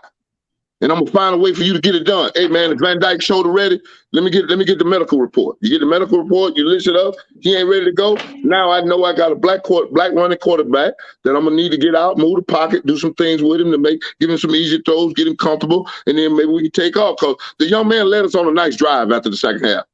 Start that second half. Led us on a nice little drive until they snapped the damn ball. We weren't ready. They say the defense was clapping to get their people in order. They, hey, come over. And the center snapped the ball. Because you know they do everything on the clap. Like Ryan Collins told me, I hate the clap. We all hate the clap, Sapp. We all hate the clap. I mean, what is that? So the defense clapped to move over like, hey, come over here. And he thought it was behind him. And the center snapped it, yeah. And he thought it was behind him. Mm-hmm. But you know what's funny about that clapping situation? Defensive guys used to do that to get the attention of their teammate, because you know it'd be loud. That clap has got a high pitch. That's what he was doing. But now because offense wants to do it, they saying defense can't do it anymore. I remember they used to teach us that clap your hand to get it instead of saying, hey, Sapp, Sapp, Sapp. You clap their hand and say Sapp. Yeah, you slap. And you be like, huh? You know, now it's emulating the snap. Yeah, that goes. Right. Now they call that emulating the snap, but when they did it to us and we snapped the ball, they ain't call it. They sure did. Yeah. We used to yell back set. Back set. Like when they come up for the quick count, back set. Sound like set go. Yeah, they jump right outside. Hey man, we all played the game, but that's the whole point. No way. That distance, the listening, that's all. We got a new center. No way. Everybody done been hurt. Who knows? That was the guy dropping that ball. That was the backup. Hey man, I just know this. We don't have a tough football team. That's all I know. And I'm sick of hearing about this tough football team that he's cultivating to go take over the world. I ain't seeing it. Man, I got another question about that. So we brought in world-renowned strength and conditioning coach. And why is Raleigh Finger's little cousin the face of our damn university? That's all I want to know. Drinking Cuban coffee. I ain't never seen Cuban coffee build up no football player ever in my life. Raleigh Fingers. I don't drink no damn Cuban coffee. I ain't never drank it in 13 years that I played. I didn't even drink regular coffee. I didn't know Cuban coffee gave you superhuman powers. What's your question, Rich? Well, my question is, we got all these injuries. I mean, half the team hurt, basically. Because he's more concerned about what he looked like with his little turned up mustache than he is about training and conditioning these kids. So you mean tell me they can walk in Nick Saban's office and tell Nick Saban what they're gonna do, how they want to do it, and whatever, and you can't do it to him? You gotta have a allegiance with your strength coach. That's what I had with Dana LeDuc and Brad Rowe when I had them. You know, it's one of those crazy, connections you get just to go in there for your 90 minutes or whatever, and you just fall into a different frame of mind because you're not a football player no more. Now you whatever he needs you to be in his weight room. And I don't think he's building that kind of connection. It looks too silly to me. It looks so manufactured and phony. That's all. This is my take. You had Swayze, right? No, I had Brad Rowe. And then Dana LeDuc came. So I got another question with that. So, of course, we're looking at, having a top 5 class, getting all these great guys into Miami.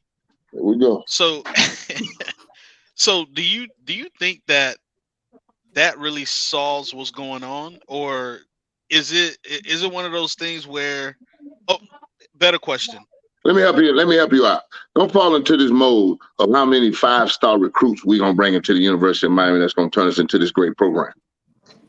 Because I can go down the list of the 1991 team, and you can name me the 5-star athletes that's on that team, but I don't think there's many on there.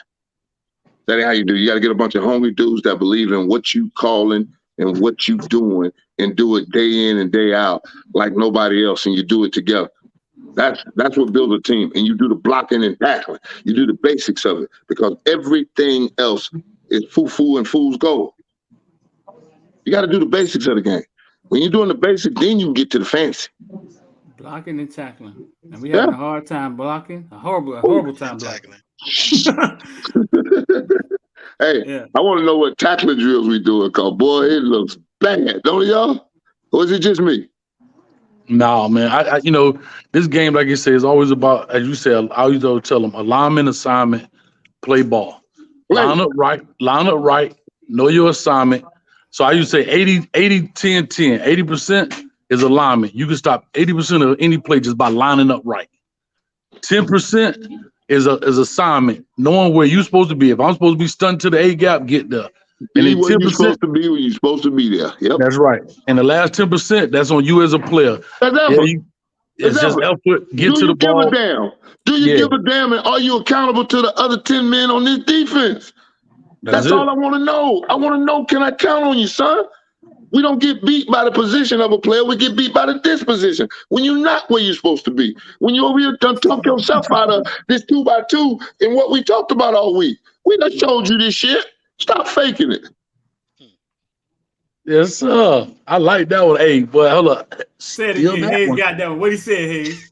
Hey, it ain't what he said. It ain't about the position, but the disposition. The disposition. When you not where you're supposed to be. That's what I'm talking about.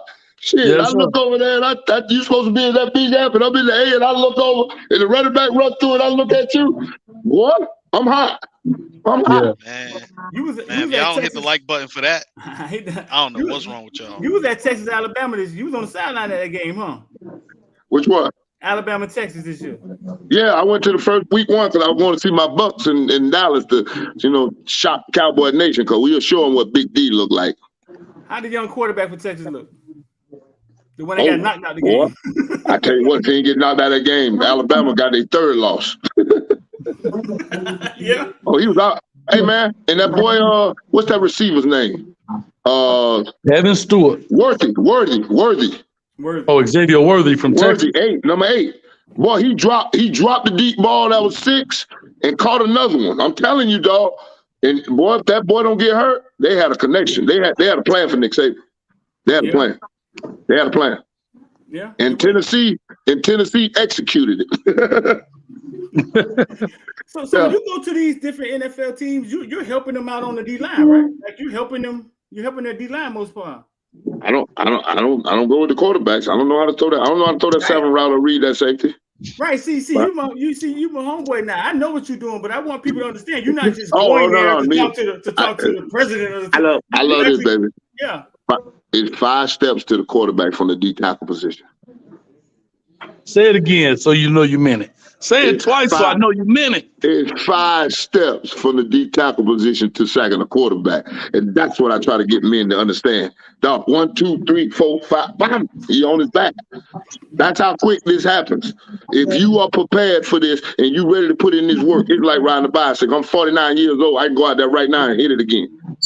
Because that's how many hours I put into this thing. So that's what I want to transfer over to the youth of tomorrow. That's why I want you. Give me these kids, man. Give me 4 bags in these kids, man, for 90 minutes, 3 times a week. Yeah. As long as I say it got you, right? Monday, Tuesday, Wednesday is what I want. Monday, Tuesday, Wednesday. We're going to build it 3 days in a week, and then let's see what you got on Parlay Thursday. See if you want to come out here and do it again, because I would. You don't want to coach though, right? You wouldn't go out there full time. I'm not giving up my life. I like diving and fishing and golfing and enjoying myself. I like vacation time too much to give up that kind of time. And I can work for somebody who some people just don't understand. Now, so do you think that you gotta have continuity on your staff in order to install what you need to install and have buy-in? Because we've never had continuity from a coaching perspective. So What do that you mean? think that? All right, So I for got this instance, for you. I got this for you. Just give me the defensive side, because I only played on offense, a couple snaps, couple years. I really know the defensive side of the ball, because you have to be able to go front and back end work together, and then the front seven got to dominate this thing to be able to have the two high safeties, because it's very difficult to stop a run game with two high safeties, because you only got a 7-man front, and you got 2 A's, 2 B's, 2 C's, 2 D's. There's 8 gaps in there. That's why we talk about an 8-man front. So if you can stop somebody's run game with 2 high safeties, you can keep the ball in front of you and then play the game that you want to play. So I want to know what we're talking about, like defensive. Like, I have an issue with our D-line coach. I mean, I think everybody knows this. fair enough. I mean, I don't know what he's teaching. I've been there and saw it. I don't know what he's teaching. When we start on the ground with the hand drill, nothing. Because you got to trust your eyes and hands and feet will follow. When I come off the ball and I stick my hand, I want my feet firing, because that's how I get to where I'm going. Because now that's how you build a game. You got to play the game with your feet. You got to play the game with your legs and your head and your hands, because your hands are your violent weapons that you go about going after quarterbacks and running backs and the gap control and the push-pull and the rip and the different things. I don't see this. I don't see it being worked on every day. I don't see concrete being poured to have a foundation to say, here's how I'm going to take and mount a rush and climb all over the quarterback. How many times we touched Florida State quarterback last Saturday? Maybe once, twice. That's it. One time. And then they run for 220-something yards. So you really, man, stop it. You can't stop the run. And then when they do decide to pass, you can't mount a rush against the quarterback. It's going to be a long night. That's 45-3. That's what we saw. Yeah. That was a long That's what night. we saw. That's what we saw. Now, I've seen was a other long Florida night. State games, and it seemed like everybody got pressure on the quarterback. That's why they have a Everybody running was quarterback. at that ball running for his life against LSU, against everybody. He come down here and play us. We don't want to tackle the running back. We don't like the quarterback. He tastes like steak, not like chicken. I don't know what it is. Come on. I don't get it. I was blown away, man. Listen, he has made strides in his game. That quarterback, he looked totally different than he looked last year. Listen, that's what you're supposed to get better. Not like our quarterback was one of the best, because when Van Dyke came out and said that's the same North Carolina defense we saw, I said, whoa, what the hell? And then he went and lit him up, and then when he did that, we're supposed to have somebody taking off this year. Right. Not regressing. Right. We did. We thought, yeah. Man, if nothing else, I knew my quarterback was going to come out this thing and toss this thing around. And then number 7 disappeared on me. I don't know what happened to him. They hit him in practice or something. I don't know. He got hurt. He back now, though. Well, he got hit in practice? Where did Cristobal get hurt at? Yeah, exactly. I think it was in practice. That's what I'm trying to tell you. When he got hit in practice, I'm telling you. Man, when I went out there, they wasn't doing nothing but throwing it to him. They boy working like Julian Edelman in practice. I said, good God, we can save some of that. I know he's going to be open. Now somebody else got to do this, right? Yeah. Right. He's just a football player. Covered him. Oh, no, I got the football player, but you got to be available to be a football player. Uh-oh. That's toughness? Like, what is that? That toughness, that's body type, Frank Gore, 8 knee surgeries. Like, what is that? Sometimes it's the desire. Uh-oh. Sometimes it's what's in you and what's around you. Frank ain't had nowhere to go back to that was going to be safe for him. No, sir. No, sir. I tell you, that dirt road, every time I got a little biggity or uppity or felt a little tired, I thought about that dirt road and laying there with my Fruit of the Loon on and no air conditioning. Oh, hell no. Oh, hell no. I had that file at U air conditioning and cable television. I was like, oh, hell no. I got to have these many channels. I got to have all these channels. I got to be able to turn the AC on 65. Is it a better feeling than retiring your mom? No better feeling than watching than my mama calling me, telling me she just come off her cruise on to see her the Oasis or whatever hell she coming from. Yeah, she just went to lunch in Georgia with the Senior Citizen Club and all the shit she tell you. Ain't nothing better than that, dog. Ain't nothing better than that. And then when I bought her first car, that was the one. She sat in the car when I brought it home because I made sure it still had the plastic on the seat because I was around the room and I messed around and heard her. She was talking to a friend on the phone, talking about, girl, I'm gonna get a car, ain't nobody ever fought in it. So I made sure, I said, buddy, don't you take them damn plastic seats off that car. I swear to God, if the plastic seats off that car, give me my check back. I'm going to another dealership. Oh no, I got you, Warren. I got you. I said, just make sure. And I'm talking about the plastic can't be wrinkled either. Hey, ain't nobody sat in that plastic, dog. I'm telling you, though, make sure that plastic is not runk. I mean, it's brand new. He said, I got you, dog. I said, I'm telling you. My mama called me and said, boy, I'm riding in a car, ain't nobody ever fought in it, and I love you. One of the greatest conversations I ever had with my mama. I said, mama, go get your car. Boy, I'm riding in a car, ain't nobody fought in it, but I love you. You got it honest, boy. You got it honest. Sapp, the desire you just explained. She's so special. The desire you just explained, I only see it with one person on this roster, and it's Kobe Young. Restrepo. We talk about Restrepo. Restrepo came in. I get that. Restrepo was out. He was hurt. Right? When I talk about desire, because I've been saying this before, but Sapp said it, Ledger said it, so I guess it's gonna resonate now. We talk about I just got this for you. And I'll say this. I don't know if you had a question for me or Coach, but hope will dictate effort in a football environment.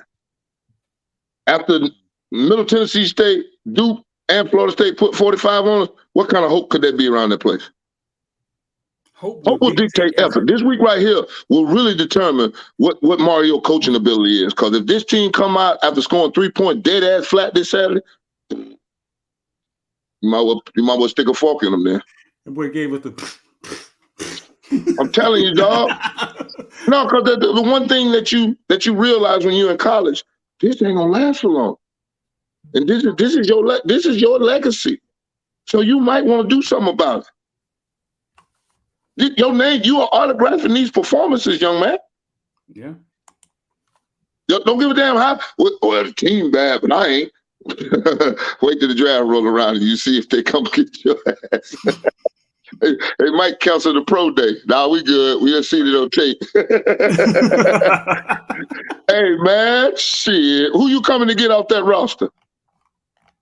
Who we get into the draft this year, man? We ain't getting nobody in there. Mesidor. Kobe too young. Yeah. Maybe Mesidor, but Hakeem. Maybe. Yeah, they might cancel the pro day. Yep. Y'all serious? 2-3 people. Talk to us, Coach. What you got? I don't think so. I think we get, guys get the undrafted free agency into that deal. Oh, I listen, trash off the street, they pick it up every day and see if it's stank or not. Yeah. I mean, I ain't knocking that part, but we talking about drafted. Bro, think about it. We only had John Ford drafted last year. Only John Ford in the 7th round.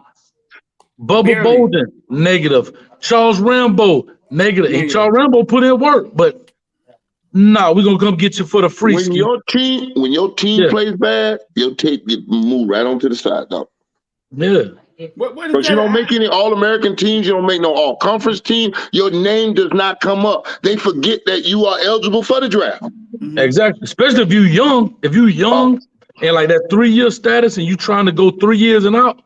But if you're old head, like I say, bro, Mallory is our leading receiver, and the dude got 1 touchdown on the season. And did they throw it to him at Florida State? That was a little side. That was the little side route, and he took it up the sideline on the little mesh concept. He caught it, and they went up the sideline. He didn't touch it. Nah. He was wide ass open though. Wide open. I saw that when he was wide open and he missed him. I say, did they throw it to him?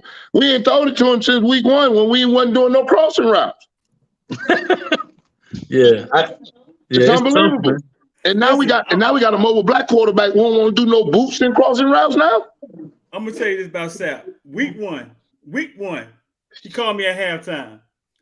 Hey, Street man, I don't know this offense about this offensive coordinator. This week 1 at halftime. He ain't doing no crossing routes, man. On Street on. Nah, man, give him a chance, man. Give him a chance.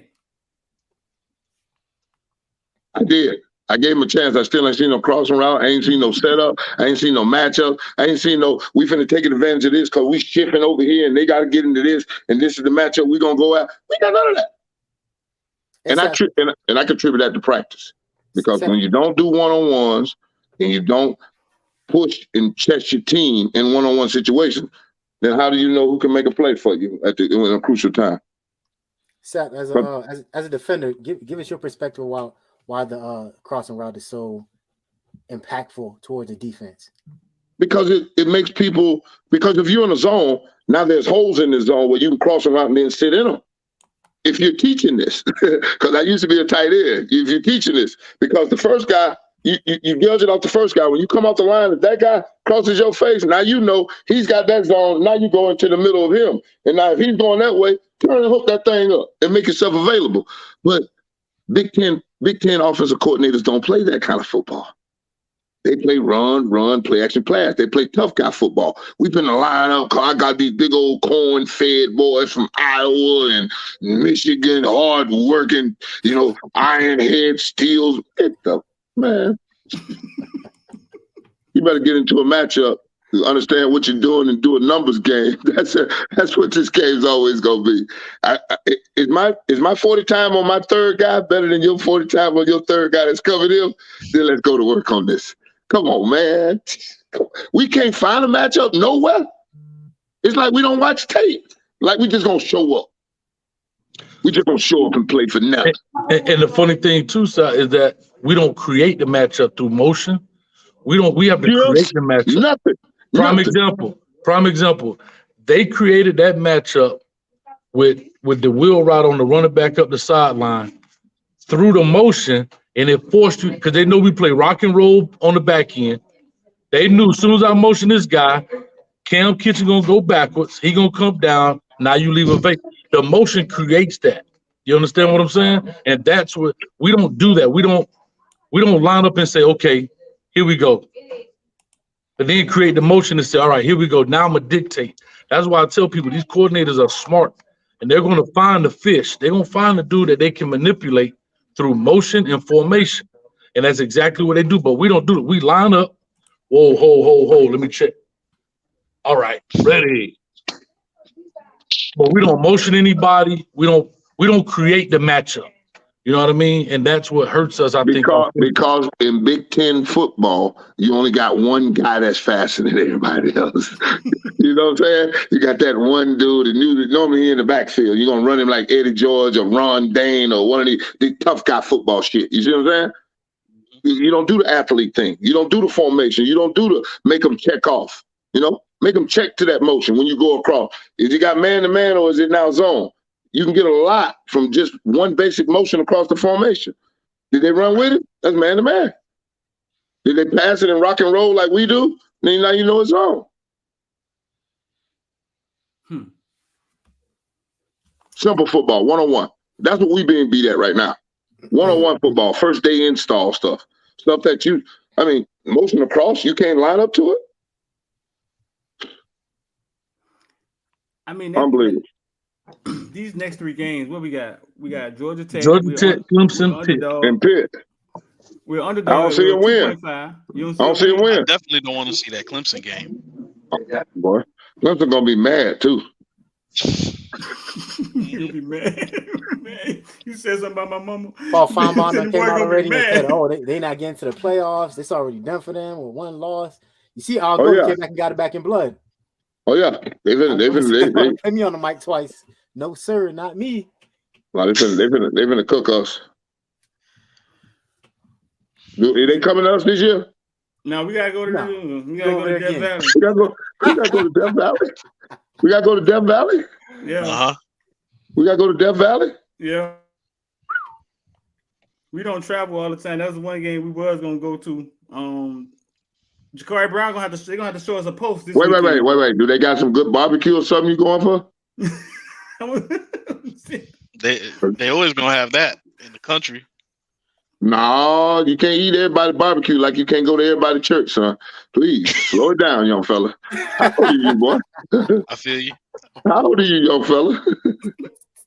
I'm in my 30s. Yeah. I knew you were younger than the 30s. Yeah, when I was still playing. Yeah, young and dumb. Yeah. I went to Clemson though. He went to Clemson. It's okay. You ain't got to admit your deficiencies to everybody. It's okay. Death Valley. Boy, it ain't nothing around that goddamn campus, boy. Dude, I played the Carolina Panthers in Death Valley with the 2-lane highway going into it. I know y'all widening it now, right? Nah, it's still the same size. Still 2-lane highway going in that thing? Bro. Yeah. 123. The facilities are beautiful, but goddamn, the ride to the stadium is like going to the Blair Witch Project. That is not cool. It is. I woke up and they was like, we at Clemson, and I went to looking around and it looked like White Springs, Florida, or some shit. I'm talking about the wooden houses. I was like, where's Clemson? He said Blair Witch Project. Yeah. It was eye opening, dog. Like when the pilot say we're now entering Vegas, and you look down and you don't see nothing but desert. You like, what the fuck? That ain't what I saw on TV. And you realize that Vegas is just a goddamn. So the town was on the other side. You was on the desert side. Right. Listen, I was surprised. I know Athens, Georgia is a little country town, a little dumb, but Clemson was the worst one I saw. I think. That's why the football facilities look like Disney World. It's like Disney World for football or some shit. So they don't ever have to leave. They played some pretty good football this last decade. We'll give them that. Yeah, he got it going. Yeah, they would always get their D linemen to not go pro and stay another year. I don't know what the hell they always stay. They always stay. Hey, Sal, let me ask you this. Have you been catching up on, I know you probably look at a lot of recruits, but I had a blessing, man, to meet the kid, Peter Woods, man. When you get a chance to check out his tape, he's actually going to Clemson, man. Bro, this cat's Is that the little light-skinned kid with the blonde hair? Nah, he light-skinned, but he got the braids. But he goes little braids, a little something on top. I met him. I met him this weekend. He was at the game. Wow. Listen, when I'm talking about Peter Woods, he's going to Clemson, but he's from Alabama, from Birmingham. Bro, I think that's a kid. I think that's a kid I met because he said he was going to Clemson. I was like, you don't want to change your mind? Oh, really? Could have been. I gotta call him and see if that was him or not. Yeah, it's got to be him. Little thick light skinned brother. Yeah, but he tall cat. I mean, he's not tall. No, he got some size on him. He might about 6'1". Nah, this dude, he taller than me, so he's 6'4". I'm 6'3". He taller than me, so. Well, I'm 6'2" and a half, and the kid I was talking, he might have was taller than me. Man, you see him, but that kid, when I say from a technique standpoint, I think it was, but one of them I met said he was going to Clemson. Yeah. Yeah. So you say he's from where? He's from Alabaster, Alabama, which is like a suburb of. It's a Thompson. I know where Alabaster is. My mom's from Alabama. Okay, so there you go. So listen, he go to Thompson High School, man, but not the fact that he got the size, but I'm looking at his technique, his want to, bro. Like this dude on the dive option, they ran the dive option. He playing the backside 3 technique. This dude go tackle the pitch man for no gain, and he the backside 3 technique. Getting it. Go get it, boy. I'm telling you, man. When you get a chance to check him out, he can go, man. Coach, that's the thing that kills me more than anything. I'm like, we at the University of Miami, we came out with Jim Burt, the original 3-4 nose, and Reuben Carter, Cortez Russell, Jerome, and me. And we can't get nobody to come to the University of Miami to come play D-tackle. I'm dumbfounded by it. Yeah. No, I just don't know why we can't be in the running for those type of dudes. Like I say, man, guys that with the motor, they out there, man. And with they out there. Trust me, they out there. The invention of huddle. Here go another one. You got a kid right here in Orlando that was here, Tyler Davis, right there, number 13 for Clemson. Listen, that dude was something special, right there. He went to Wekiva. Yep. Was it Wekiva? Yeah, Wekiva. Yeah, I know Wekiva. That's right by Popka. Yeah. But I'm just saying, those kind of cats, and we let them get out of, of course we want to go to Miami, but the fact they getting out of Florida State. Period. They getting out of the state, period. It's crazy. Yeah. It's killing us, bro. It's killing us, man. But like I say, there's some special cats here, man. Like that Troy Bowles, Todd Bowles' son. Oh, yeah. Up there, linebacker, yeah. Yeah. Coach Hayes coached with Mario before, Sapp. At FIU.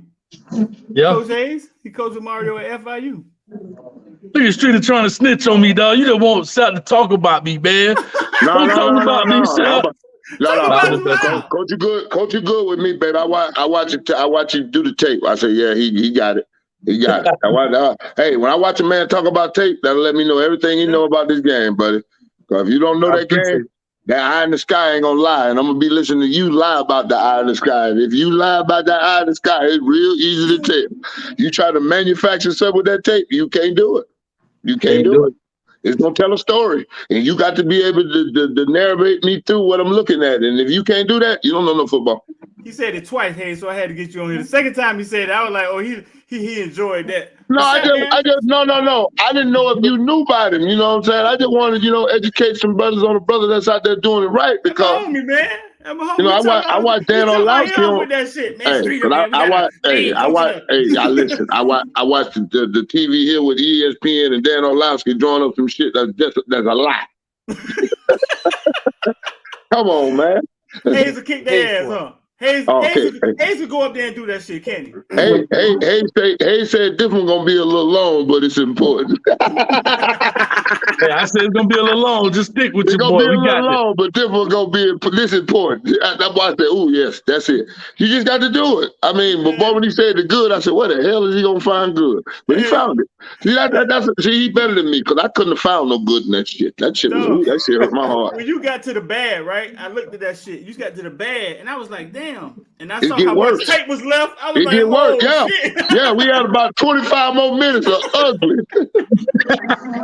Hey, to be honest, you know what? Like when I'm going through the tape, and I'm like, bro, I can't have this tape this long because you don't want to lose people's interest. But it was stuff I just felt like I had to talk about. You know what I mean? You can't just stuff I had to talk about. You can't let that ride. That's that underneath your skin, first level stuff. That's what that is. That's what that is. That first level stuff that make you drive you crazy. That's self-inflicted. Like you can't. Right. Sapp, let me like a lineman. I'm like, bro, like. But here's my thing, Sapp. At no point, let's just say the D-line lineup wrong. And the same way I talk about. Did we adjust? Yeah, but the same way I talk about quarterbacks building a bulletproof vest, right? By your protection.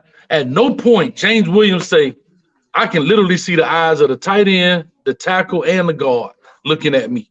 And I ain't gonna say, can one of y'all big bodies move over in front of them? I'd have been up there slapping butt cheeks like I was at the club. Like playing electronic football, right? Like electronic football. Like this shit ain't right. No, I got better for you. How about the coach? With the coach right there, ain't nobody trying to stop this. We can't see it. They can't see it. And you guys know better than me because y'all get the game sideline. I know in college they can't use the Surface Pros and look at the stuff because of, fairness of everybody can't afford it. But is anybody on the board drawing up plays, old school, with the whiteboard? Hey guys, we need to adjust like this, or they just come on, drink some water. I ain't seen that white grease board draw up nothing. And Hayes, that was because I know in NFL, of course, they got the little. Surface they got the tablet. They got the tablet in high school. I was at the Apopka Edgewater game. They got film and everything on the sideline. Yeah, huddle. The little huddle tent. But in college, they don't have that. They don't do that in college? On the sideline. No, the only reason they don't do it in college because it's an unfair advantage. Because what happens is some schools can afford it, some schools can't. So therefore, it's kind of like, the NFL, when the headset go out in the quarterback ear, if theirs go out, they got to turn everybody's off. It's just an unfair advantage, so therefore they don't do it. So why don't they get somebody to sponsor it? I'm sure they can get somebody to sponsor it. Because they're not going to go with Huddle, which is, cheap, because they consider, if you look at it like Huddle, they don't consider it secure. Right. That's why you still see Exos and DV Sport and all that stuff, because it's secure mainframes. Huddle is internet based, so now my playbook is on the internet, right? So that stuff expensive. You can have my X's and O's, but you ain't got my Willies and Joes. That's the difference. You can line this thing up and play Tampa 2, but if you ain't got Sapp at that 3 technique, I promise you it ain't gonna look the same. Listen, dog, man, get on out of here, man. Go, ain't gonna keep you here all day long. Well, Man. I got one Appreciate you, question. I dog. just got one question for Sal. Last question. Sal, have you ever been asked on a zone blitz to cover the running back out the backfield on a wheel route? As an interior lineman, have you been ever asked to cover on any level from Pop Warner to the pros? Have That's you ever been asked to cover the running back out the backfield on zone blitz? that's physically impossible. Okay, I thought it was me. Somebody tried to fight me on that. No. My 19 years of playing football all the way from college to the pro, that's the one thing I've always asked my coach. Don't ask me to do something that's physically impossible. And that would be physically impossible for me to cover a damn running back out of the backfield on a goddamn wheel route. It happened, didn't it, Hayes? What? Yeah, I broke it down. Well, so what they were trying to argue with me was they were banking on the blitz to get home before he had to actually cover that guy. And I'm saying all blitzes, yes, in theory, but in black and white, it's going to work. The reality is it may not work. And it's a disadvantage maybe to put a defensive end on there, but at least he got a better chance than the 300-pound nose guard. And then you line Jafari Harvey up, who's our defensive end, at linebacker, stand up 5 yards deep to cover the number one receiver to the short side, who's probably the X, because you always hear Chad Johnson and Brandon Marshall complaining about who the X and who the Z, and they always say the X is the better one. So we asking the defensive end to play linebacker to cover the best wide receiver on the football field, and then the 300-pound nose guard to cover the running back out the backfield. But then we want the DB to blitz like an outside linebacker who got coverage skills that when you put all that math together, you figured out quantum physics, dog. No, because you're asking someone who cover to rush. You're asking someone who rushed to cover the best receiver. And then you're asking the defensive lineman who just pushes the pocket to now turn and run and cover a wheel route. Because you think that the blitz you designed that where you ain't telling them how to cut the corner and you come underneath and you go over the top and fit this thing up right, gonna get there home? Thank you. I appreciate y'all. I love y'all. Appreciate you, man. I really do. I appreciate y'all, man. So without y'all, I wouldn't be able to discuss nothing. Because to discuss with the alumni, you need blind loyalty, and I'll leave it at that. Thanks a lot, man. Appreciate your love, man. Shout out there, man. Shout out that big Warren Sapp, man. Y'all hit the like button for us, man. 786-459-9499, man. Sapp made a lot of people happy in the comment section, dog. People happy to see Sapp, dog. Yeah, man. Street, you know what you're doing. Y'all should have had them pants on, dog. Y'all should saw them pants he had on the other night. I told you he supposed to came by the live show the other night, man. Y'all think Street, I don't just be talking, man. I don't just be talking. It's all good. Hey, you good, boy? You need to get out of here? No, I'm good, man. We good. I was over here I'm over here drinking coffee. KP, you still alive back there, bro? KP still with us or not? KB ain't with us. Yeah, no. Yeah, man. Oh goddamn, boy, boy came out the dead like goddamn Frankenstein. I'm here. Nah, he hey, look, he ain't tell y'all. He text me. He said, "Hey, we got too many dark skinned dudes on the thing, so let you go." It's all good though. Yeah, listen, man. If you look like Shaka, I'm putting you in the back, man, for too big. Now the dilemma was. When I put more people up here, it looks small, and then now the viewers can't find Sapp when they come in here. So I had to put some of y'all big ass in the back. Like I had to shuffle my dogs out. You know what I'm saying? I know y'all got questions, man. Yeah, I did a good job answering the questions too, man. Because a lot of times you can ask questions like just fan questions, man, like and it'd be like fucked up questions. But y'all did a good job, though. I appreciate. I was just gonna say I appreciate Hayes coming on because like sometimes coming from us, things seem regular, but when it comes from Hayes, somebody that's got more in depth and can actually articulate everything that what I'm saying that he's seeing, it just make a better conversation. So him and Sapp was kind of like going back and forth. So that was a nice touch, man. Appreciate your time, Hayes. Man, I was vibing. Nah, man, but also, man, hell no, Kyle, hell no. You understand football. And Rich, you understand. Y'all understand football. That's why I bring y'all on here. You know what I'm saying? We do, but Hayes know the jargon. You know what Yeah. I'm saying? He can describe it way better. Yeah. He understands it from a technical aspect, so it makes Right. it easier. It makes it easy. So hearing him go back and forth with that shit is gold.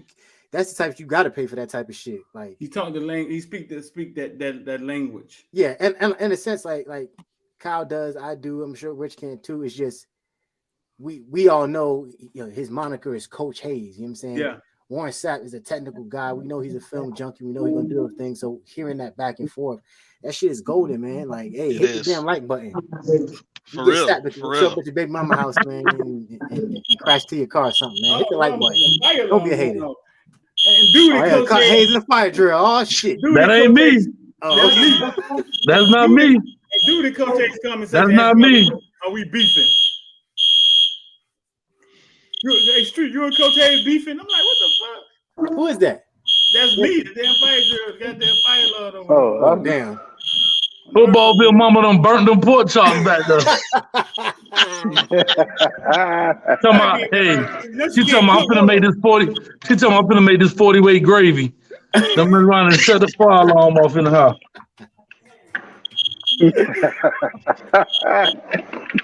He could at least mute his mic. Damn, Street. Now, the one thing I like with Sapp being on here is he explained it very simply. Like, as far as the defense is concerned, I like when he said what we do you know, back in the day, the D line will crash into the running back on their way to the quarterback. When you do that, you limit that offense completely. You limit that offense because the running back is now a non-factor, and now you have less protection for the quarterback. Now you always have interceptions that the secondary makes that were because the D-line caused those interceptions. And we're seeing, not just from a Miami perspective, but we see less of that in college football, where you have dominant D-lines that are crashing into the running back on their way to the quarterback. And if we get back to that at Miami, we won't have to be so sophisticated where the players don't even know how to think to play the game. So I'm glad he came on here and explained that. He explained the Canes way, the 80s and 90s Canes way, Canes defense in one sentence. We crashed into the running back on our way to the quarterback. So I enjoyed that. I'm interested in seeing what happens now because he dropped some gems about that staff that I think that opened up my eyes. I take everybody's perspective in consideration, right? Even if it's not good or it's bad, just because you never know when things will change. And so I'm interested in seeing his perspective or hearing his perspective about that Big Ten football, because Mario, as we can see, is a pretty stubborn guy, and it's pretty obvious that he wants to keep that some utterance of that offense, that power spread type offense. But he also said it, you know what I'm saying? He said those offenses typically got a running back or a wide receiver that's faster than everybody else, right, on the field that you can kind of help, you know, offset a lot of those things because he just the more talented athlete in the Big Ten. And then they usually got them big ass linemen that Miami do not have. So I'm interested to see if in the offseason a change is made. I'm not sitting there saying anybody should be fired in year one. I will never say that. I would say there's always a room to improve. There's a lot of injuries, all that stuff. But I am interested to see if changes will happen based off of the idea. Yeah, Josh Gaddis' line. He had the best offensive line in America, if I'm not mistaken. They won an award for that. So, yeah, naturally, the things he wanted to get off, he could. But I'm definitely interested in seeing what happens. And if Josh Gaddis gets another chance, if the O-line is healthy next year. So,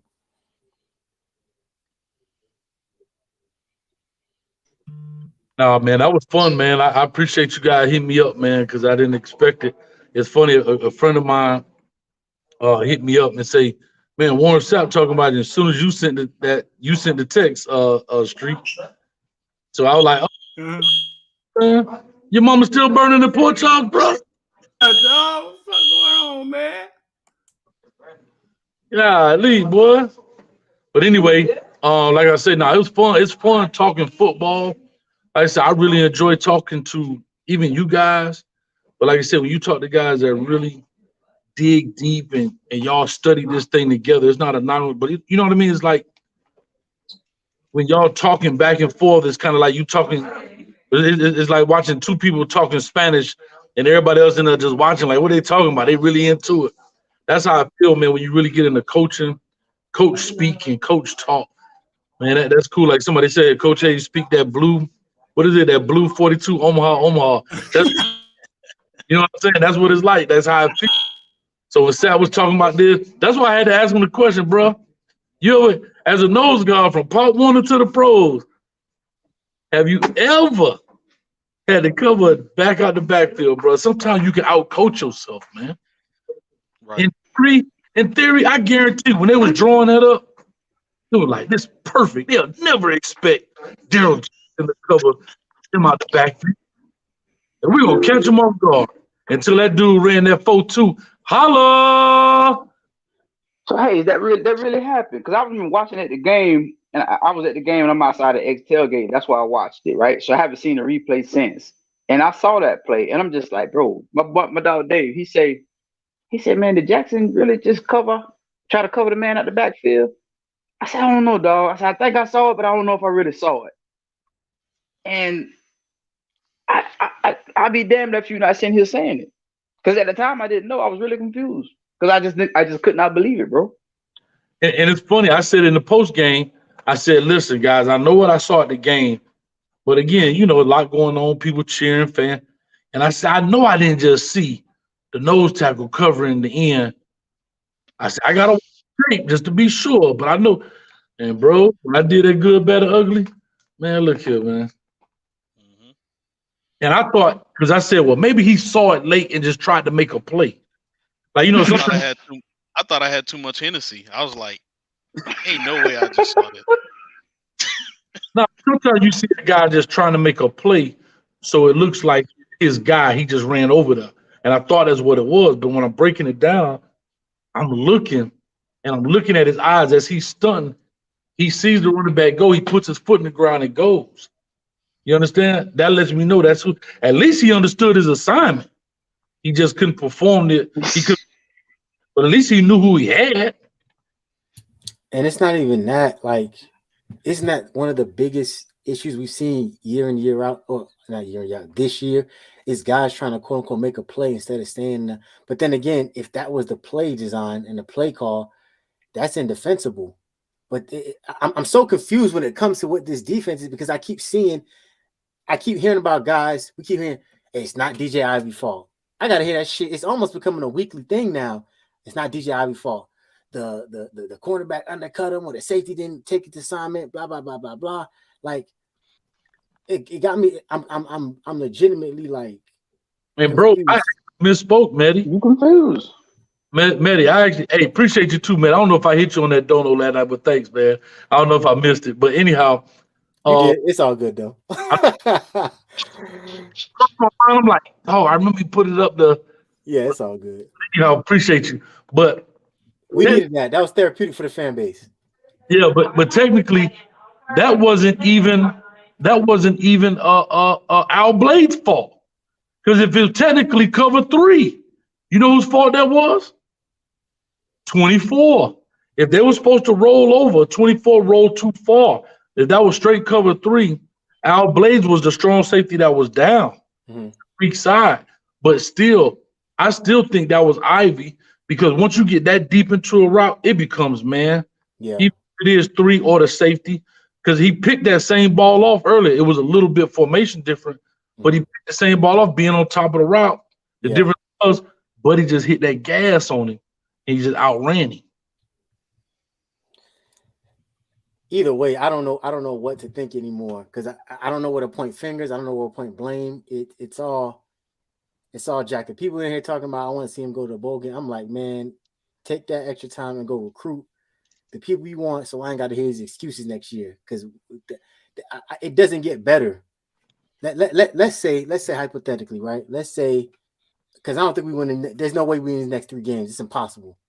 There's no scenario where we win these next 3 games. Let's say some people we 3-0. Man, let's just say let's just say me being generous. I said we went 2 of the 3, right? Let's just say that, right? And they say, hey, you know what? We're gonna give you guys a waiver because your GPAs are through the roof. Y'all 5-7, y'all make a bowl game. What are them 15 practices gonna change? Other than probably get another dude injured or hurt. Right. What are those next 3 bowl games? I would rather you take that time and go recruit your ass off before early signing period while these other teams is preparing. So we ain't got to see this type of caliber of because I don't see what we gain. There's too many things on this staff that people are having a hard time making sense of internally in them coaches' rooms between the players and the coaching going down to the players and the players accepting the coaching. It's too many of those aspects that are screwed up at this point to say, hey, we're going to take 15 more practices and fix it. Jacurri's development. That's the one thing I got for you. If that helps further along Jacurri and understand. No, I'm just saying, Mehdi, I'm with you, but I'm behind you, bro. I'm not countering what you're saying. I'm just saying the only thing I can point out is how important it is for a quarterback to develop as much as he can. So that's what I can see. Because like you saying, and like you didn't even say, but I know you understand, a lot of these cats ain't gonna be here anyway. So what these extra 15 gonna do? You know what I'm saying? So Jacurri is the only thing I can, And I agree, but like I said, at this point, if we hearing and we assuming there's internal conflict between Ponce and Gaddis, are we really helping Jacurri out, or are we priming him to become another Jake? You know what I'm saying? Because I said it. I mean, me and Coke Dog was talking. I was like, dog, we shot that kid's confidence up. Like I said in the beginning of the stream, we shot that kid's confidence up like Lonzo when the Russians came. Like there's nothing that we can. There's nothing we can do right now to. And I don't want to further regress Jacurri, because if that was the case, Kyle, why we just don't start Jacurri for this game? It's a homecoming for him. Everything, the stars are aligned for him to go and have possibly a good performance, being a mobile quarterback. But we still we don't know who's gonna be the quarterback between Jake and Jacurri. Like, come on, Mario. Right. Big dog, they so confused. They both getting first team snaps, I heard. I'll ask y'all a question since Street over there with his Studio 54 Disco Fever. So this is kind of back to what I talked about earlier. I know we talked, I think you guys know what I'm talking about. When I came out with a particular list of guys and I said, hey, let's spend these 5 games getting 5 games better. Do we now spend these 3 games getting 3 games better? Coming from Mehdi, I don't know. Were you in there, Mehdi? Were you in there, Kyle? I was in there. When you said that. Oh, yeah. Big discussion. I remember that, yeah. So my question is, how do we spend these 3 games to Mehdi's point of whether you win a bowl game or not, you don't see it to be beneficial, but do these 3 games, 3 real competition games, which give games. Girl, it's money upstairs. That's what it says. Upstairs. Hey, how you saying? Upstairs. How you see that thing playing with that alarm biting? They told him Warren Sapp was upstairs. In the street. What'd you say? I couldn't hear you. You were going in and out on my end. I was saying the alarm was going off. You know how they did on Players Cup? Man, girl, it's money upstairs. I didn't even remember that part. Hey. No, but I was saying about that. So what do you guys got to say in regards? You say we take. See, I'm okay. I'm to be honest with you, Mehdi. If we can go in a bowl game, I want to go in a bowl game. If that's the way that the program is going to go. If Coach Cristobal and them say, look here, forget the bowl game. Let's get the young bucks out there, give them these games of experience to get on the field and get these 3 games experience under their belt. You can put it on tape, get better, get the jitters out. And we don't go bowl game, I'm cool with that too. But I do not want to go to a bowl game with old heads. I'd rather not be bowl eligible with young bucks than not be bowl eligible with old heads. So let me get this straight, because we're already young as hell. So you saying take DJ Ivy off, Yes. Put in Jaden Harris. Correct. Take Corey Couch out. Put in the kid Chris before Graves. Mike, Chris Graves, Graves, Ivy is and at. just go out there butt naked. You know what you're saying? What's the difference against shot butt naked against shot with clothes on? No, I'm asking you. That's what you're saying. What I'm saying is, and not just young guys. If guys got time and they're contributors, and you think they're going to help this program in the future, fine. But if you know these are guys that are on the way out the door, right, and they're not making contributions to this program at this point, or these are guys that you've identified you no longer want in this program, why continue to play them? If these guys are no longer guys you want to identify as people you want here in this program, why waste 3 games of good opportunity for a Jaden Harris, a Malik Curtis, a Chris Graves? I even forget about your boy from Mississippi, the DB. Rogers. Yeah, Kamari Rogers, Ahmad Moten. Yeah, we are young, but get these boys 3 games of game experience. It is what it is. So would DJ Ivy go to the Senior Bowl? I don't care. Oh, Right. shit. Damn, So I think I think it'll be a bad. It's cold-blooded. Hey, he got his stone face. I don't care. Cold-blooded. No, I want to hear what y'all feel about it. So DJ Ivy, we all said may or may not go have a chance. You know what I'm saying? Because the NFL is different. Listen to me now. Listen to me. So he may go to a Senior Bowl or something, right? And he may get a chance to play on the next level, right? It'll be very hard if you bench him for 3 games. Yes or no? What are you going to show in 3 games you haven't shown in 7 years? No. I don't think it's about showing. I think it's about that he got his ass benched. Well, let's and come that's gonna go right on his resume. Nope. Well, let's come up with something, right? DJ Ivy suffers a lower leg injury because Bubba Bolden last year, right? Right. And they on the inside we'll say he had an ingrown toenail and we had to do immediate surgery. So it's not really hindering his process, but he couldn't play for the next 3 games because his toenail was going into his skin. He wasn't feeling good. We can come up with whatever you want to come up with. But Zion Nelson. This is business, bro. And when I say I don't care about it, I thought you meant him going to the game. If it's 3 games left, he can get into the bowl game. Not that I don't. I was saying that, bro. If you don't get into the Senior Bowl and you play by week 9, you're not gonna get in with 3 more games against Georgia Tech, Clemson, and Pitt. Nah, I'm just saying that looks bad on his resume. He got benched. You know what else looks bad on your resume? You keep getting bombed. So which B would you like, benches or bombs? Is he getting bombed? Yes. Sometimes still. That's obvious thing. Jay White is Jay White in the chat? That boy be here. So he did your good, bad, and ugly, right? You said it was in the cover 3.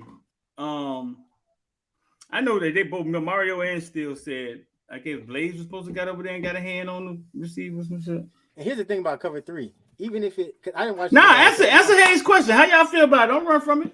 Let me say this. Let me say this. Go ahead, Kyle. Not real quick, man. The counter I got to what Hayes is saying is our coaching staff don't have a direction. So I don't want to put freshmen out there with this confusion that they got going on. They don't have a direction for anything. I just don't want them out there struggling and suffering, and nobody knows what's going on, Coach. That's the way I feel. I just don't want them a part of that shit. So KB, not to rebut, but if they don't have a direction now, then that means this coaching staff is lost because that means they're not going to have one in the fall. I mean, in spring. True. And that may be true because I just know, Coach, you can't tell me we got a direction. You saw what we did with the quarterbacks. I don't know what we running on defense. Like I said before on the other show, if I could look and tell you which direction, like if I could look and say, man, I see where Miami going with this, right? I.e., if I looked at Tennessee first year, 7-6, but I could kind of see the direction, like, dang, okay, I see what Coach doing, up tempo. Yeah, they drop some balls. I see where they going, man. Spread guys out to run the ball inside. But I could see the vision We just not fully executed because of newness, players, whatever the case may be. But here, this Rolodexing, bro. Let me stop. Let me stop before they be like, Coach Hayes hate Mario. No, I don't. I just want my Canes to be good, dog. Yeah, I asked you to stop, but can you elaborate on Rolodexing? What that mean? So Rolodex mean, you know, yeah, well, that's a little old school term, but y'all know what a Rolodex is with phone numbers. Yeah. Motherfuckers picking names out of hat, man. So Rolodex, coach, mean you spin it, here, run that play. Spin it, here, run that play. That's what this is a term that you meaning you just spin it, grab bag, and you just grab, like you say, names out of hat. Same thing. Versus setting up the concept, like I talked about with Sapp. We're not manipulating defenses through formation in motion, but people are doing it to us all the time. Yo, bro, that is not a year 2, year 3, year 4 thing. To send a guy in 4 wides and turn into trips. Bro, that's not rocket science, dog. Yeah. You go spread, right? Here go a perfect one. Say a spread Zach, because usually AC for across, right? The Z, AC for the Z across. Spread Zach, spread Yak, which is Y across. It becomes trip. Spread Sack, which is the S across. Like, you know what I'm saying? Like, it ain't hard to do, dog. It's not like you ain't splitting atoms in this man. We just don't do it. I don't think we help our kids out. Because sometimes when you don't have as much talent, the coaches have to help them out by manipulating the defense through those things and vice versa. You know. Street. Who tape is this? That's what we're about to talk about, because this was the only reason I was getting in here, and then Sapp showed up. So I had to change the thumbnail. But this is 6'3", Noland. I covered him when he was a kid. This was the kid that used to come play from Welcome All, and they used to play against Rod Mack's 12U team. They went in it, I think, for 2 years. No dual threat quarterback. This motherfucker been in the pocket since he was a kid. He don't lead the pocket. He's a pocket passing quarterback. I think they got him like a 4-star. I think he's leaning to Auburn. He came on a visit this weekend. And I think his name is Prentice Air Noland. They got them actually calling him Air Noland on some of the websites. I like this kid, man. I wanted to get in here and watch the tape. I put it in the group me. You know what I'm saying? I had put it in the group me for y'all. Told y'all to watch it. But he was well beyond his time, man. Even when he was 11 years old. And now I had kind of forgot about him. Now he's arrived. He's 6'3" kid. I think he went to state championship runner-up last year as a sophomore. But Miami is looking at him. I think it's 2024. So can he? Here's my thing. Can he run? Yeah. His whole thing was, hey man, I'm finna throw this ball. His daddy whole thing was, hey man, we gonna get this passing shit together first. Yeah, he could tuck it and run if he want to. When I say run, I'm not talking about, because just quick initial looks, I see some Jacory in him, not Jacory. Nah, he could run if he want to. And so his whole thing has always been throwing the ball.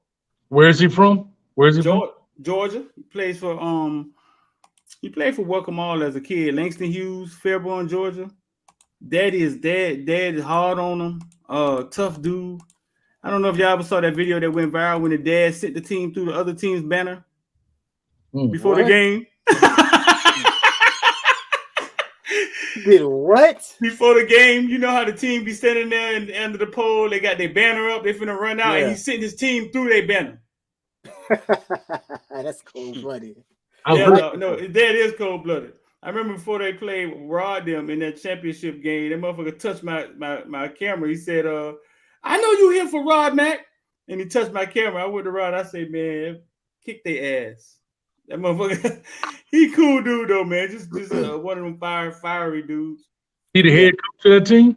He was in youth football. I don't think he coached. I'm not sure if he's coaching them in high school. I just think y'all gonna hear this name again, dog. Prentice Noland, dog. He was a standout quarterback for a long time, and I'm talking about he's had the right training. I I just think we'll hear his name again. I think Miami should really look at him. I reached out to him and I told him they should really take a look at him, dog. What year? 2024. He was down here this weekend. He was at the game. He was in there with Gaddis. He did the whole video thing. But he could go. But yeah, that's a Miami offer. I don't know. Did they offer him? And I coach. Hey, I coached Sapp's son in the All-Star game too. I forgot to tell him that, man. Yeah. Yeah, Warren Sapp Jr. He went to Foundation. I believe it was Foundation. Yeah, he got off. He went to college. I don't know. It was an All-Star. I was just coaching an All-Star game. I don't know if he did go off to college. If it wasn't a big time school. I don't think. He had like a son and a daughter, right? Why is it Canes alumni kids be so bad? Who? Canes alumni, like our greats, they be having kids and they kids be terrible. What? I think in general though, man, it don't really work like that. Like in general, a lot of like greats, their kids don't really like, you know what I'm saying? Like they don't really explode and do much. Like you have your Ken Griffey Juniors and all that kind of stuff, but I think a lot of yeah. I guess so Wardell, Stephen Curry. I guess he one of the anomalies, I guess, because yeah, you got a couple of them, but you don't have a lot. But then that's the thing, like Steph is way better than his daddy, so it's not like, you know what I'm saying? You can't even compare the two. So it's like I figured that's what you would want. Like how all three Jordan kids bad? Oh shit. Yeah, 3 shots. One of them a girl. All three of them bad. But think about this, Maddie. I think look what you're comparing them to. They went to college to play. Comparing them. Yeah, you're comparing them to goddamn Jesus himself. To go. They went to college to play. It's only 5%, 2% kids making the D1 college. I think one of them with the FAU, right? UCF. Yeah, UCF. Yeah, he transferred. One of them walked on. Yeah, one of them was a walk on in North Carolina. Steph Curry and his brother are you can tell that they're a result of sleeping in the goddamn gym. They did not go fucking home. They probably had cots in under the goddamn stands or something. And you could tell. You can see they'd be at all the warm-ups, Christian McCaffrey walking around the floor with their dad and stuff. You know what I'm saying? Like, yeah. Even so, you gonna tell me that Michael Irvin Jr. was never at? I think he supposed to play another position. He was good. He was good actually, dog. He was actually pretty good, dog. He just didn't, the development and all that stuff didn't come around. Then he got some trouble himself. Same thing with Ray Lewis's son and who was it, Highsmith? Like Devin, sometimes. Yeah, Devin Hester's son look like he ready. Now Najee Davenport's son ain't gonna leave nothing to be desired. Let's look at it like this too, man. Like how many of these kids do you recall growing up? Like we could say, like they talk about Steph, right? You hear all the players talking about how they used to see Steph when he was a kid. They remember him. You know what I'm saying? Same thing with Christian McCaffrey. Ed used to take him to all the Denver, everything. A lot of these kids, how many of them you remember just always being around facilities and in the gyms and stuff? That's a fair point. You know what I'm saying? I don't think a lot of them came out to be gym rats. How many of them with their daddy? True story. That too. Mm-hmm. And also, how many of them get burned out early? Yeah, like Tim Hardaway almost burned his son out. Tim Hardaway tells that story how he was so hard on his son that he had to fucking like get out his, you know what I'm saying? Like stop coaching him. Yep. And Vince Carter brother, even though that's his brother, Vince Carter brother, same way. Too much pressure for him. Yeah, one of my homies, he said, your daddy. You be like, damn, Dad. I think John say $5 for John. John say, I think we do have direction. It seems this year has been more of a trial year for next year. Stop it, John. Stop it. Oh, that's a lot of games to be still trying out. Like by now, you should have been on the side who's gonna be here, who not. I remember hearing before Florida State, someone saying maybe Josh Gaddis holding off for Florida State. I've heard that like 4 different times. Maybe what? Josh Gaddis holding out the offense for Florida State. Man, they're struggling. If it looks like a duck, well. They struggle. I've heard that on 3 different other occasions before at Florida State game this season. Hey, I told y'all at the spring game, We ain't throw no vertical balls. Our A in trouble. And I told y'all like, now, and I'm saying y'all, I'm speaking in general here. Coach Hayes, he was hiding the playbook for the fall. So, man, kiss my, as Alice used to say on Mel Donna, kiss my grits. Y'all out y'all mind. No, it's like there's certain things in football you just can't hide. That's like saying we ain't gonna tackle nobody because we don't want the other team to know how good we tackle. Like, oh shit! I'm just saying, like we got, and right now, John, thank you, man, for the $5 from a Dollar Streeter. But I think we have a direction. It seems that it's been a tryout year. Oh, this is Power 5 football. Coach Hayes, you coach with Coach Mario. Yeah. He done been to Alabama. He went to Oregon. He was winning at Oregon, right? Yep. You know the man. You think he has direction? Of course he does. Right. That's what I'm saying. I'm not saying the first part what he says is correct. I think we have direction, yes. But a tryout year I disagree with. This is not a tryout year. There's a direction in which he wants to go with the program. And listen, guys, Cristobal knows football. He knows the game. He's not just a doofus O-line coach. This guy knows football. He can talk you through coverages. He can talk you through routes. He can talk you through all of those things. But it's different when you talk about it, then you got to make those play calls every 25 seconds. That's the only difference. But for him understanding the game, this dude got a complete understanding of the game. Yeah. That's been the question. I've never once questioned his football acumen. No, I think it's the other things. I think it's connecting the right coaches. I think it's connecting to the kids in the news. I think it's all the other stuff, you know what I'm saying, that we see going wrong. I don't think he's still been coaching for 40 years. You're not going to tell me he's not sitting in front of that computer and see everything y'all see. Right. And whatever his philosophy is, whatever, that's, you know what I'm saying? Street, we also have to take too, man, in consideration when you go to these press conferences, it's coach talk. It's gospel. They're not going to reveal certain things. They're not here to embarrass the players, embarrass the kids, right? They're not going to do that. Right. Even if you ask them a specific question, like you always say, Street, what do you want me to ask them? You can ask them, well, why Will Mallory don't block? He's going to divert that and flip that. He's going to say, well, we have several players that have missed block. He's not going to even answer your question. He's going to say, well, you know, several players, there's sometimes where he takes the angle, but he got to get better at that. He's not going to say, yeah, you're right, man. Will Mallory does suck on blocking, but yeah, we need it. They're never going to do that. Right. That's why you got to ask. That's why you got to ask that.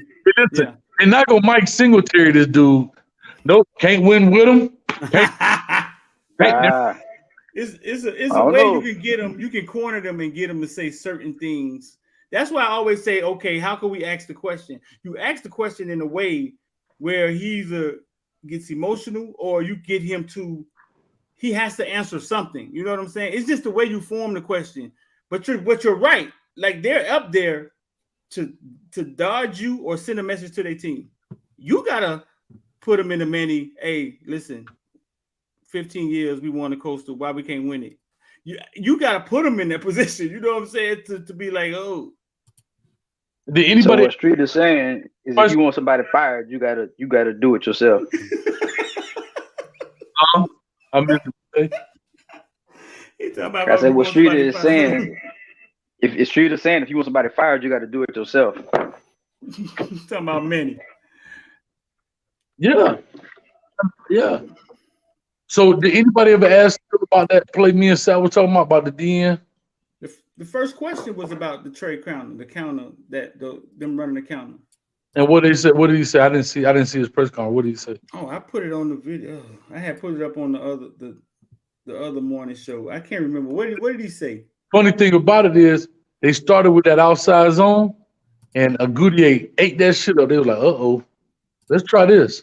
They did, right? Yeah. No, the first play, outside zone, we stopped them for a 4-yard loss. And them boys say, let's try this counter right here. They look a little outnumbered. And boy, them bitches hit the goal. Pop! Why did the outside zone defense work? They ran to the side. We had them out leveraged. But that's my point. We were box player. for example, they like to use the word cage it. We cage it in. We set the edge at the defensive end. So think about it. If I'm setting the edge and you're trying to run outside zone, there's a guy sitting there waiting on it. So now they say, okay, if you want to stand right there, I'm gonna run this counter, send this big dude at you, and you kept seeing him trying to box it in. This dude, 320 pounds, coming around the corner. Mesodo is how much? 280, maybe. Yeah. I got 50 pounds and a head of steam on you. And then y'all gonna bring down James, 6'5", 245, but I'm finna bring this tackle backside. He's 6'5", 330, and lead up on him like a polar bear on a penguin, boy. I have a long. Look at Stir Will come and Stell said, still got fired from every job he had. Facts. Now listen, when you hear that, right? When you hear that initially, right? It sounds like, damn, for real? But it's college football. Most of the motherfuckers get fired from every job. That needs some context, because that could be every job he went to. The head coach got fired and they didn't retain any old staff. That's what I'm saying. That's how most of them get. That's how most of them exit. Yeah. That has to have context. I'm not saying that Stir Will is wrong. I'm just saying that that's something that needs context, because sometimes those facts don't have all the context behind them. So I think his answer was it's about time to get up out of here, Kyle. Woo, need a break. Oh, you good? You good? What you about to say? You good? Let's do it. Now, I was just gonna say you had asked the question, and his answer was he just kept saying how they changed and tried different fronts. I didn't really see the changes, but he just kept saying that. So that's how they change. They try to change and try different fronts. And see, that's how they answer questions, right? Because does that reporter know to rebut that? No, they may not have that kind of background. So he'll just say, yeah, man, we lined up in different fronts and changed it. Well, guess what? You can line up in a different front instead of putting them in the 3 technique, put them in the 4-eye. Technically, that's a different front. But that reporter or whoever's asking, not to say it negatively, but kind of feels inadequate in asking to make him elaborate even more, because that's not his expertise, right? His expertise is asking questions kind of off of what he sees more than the intricacies of the play. So, well, what do you mean you tried new fronts? Well, look, we went here, we went to a 4 technique, we went to a 4-eye, we went a 2-eye, we went here. And like, that's how they get around those kind of questions. And that's to Street's point. When people keep saying, ask them this, Street, ask them that. Them dudes they politicians. Mm-hmm. They're gonna answer the question without answering the question, but make you feel like I answered the question. Right. So listen, man, let's roll up out of here, man. I appreciate that. That was a great day, man. Y'all ain't even know Sapp was popping in here, huh? Sapp or Hayes? No, that was nah, love right there, man. That woke me up. I was like, wait a minute, they on the screen. Oh shit. All right, man. Let's get up out of here. I'm gonna close it out, man. Appreciate y'all. All right. Listen, 786-405-9499. Go tell somebody, man. Warren Sapp was just in here talking some real stuff. How he see things. Legendary Yellow Jacket Warren Sapp. If you want to get down with IOD Squad, 786-405-9499. The number scrolling at the bottom. Or click the link in the description. Did I pin it to the top? Let me see. Did I pin it to the top today? It'll be in the description, and you can just text 101 or just click the link. The link takes you to the best where we trade at. Talk stock market, crypto stuff. Market going down, like it's going to dip again. Another buying opportunity, you ask me. But Warren Sapp was in here, bro. If y'all just got in here, go ahead, hit rewind, man. He was in here talking some real stuff. Tonight we on the space at 7:00. We on the space on Twitter. We're gonna keep this thing going. I think we're gonna partner with Malik Bryan, Malik Roselle, I think Amon Richards, Manny Navarro. We working on that. So 7:00 space with X and me. Don't put off tomorrow. Something y'all could do today. The rest of your life could be seconds away. I'm D, and I'm out of here, bro.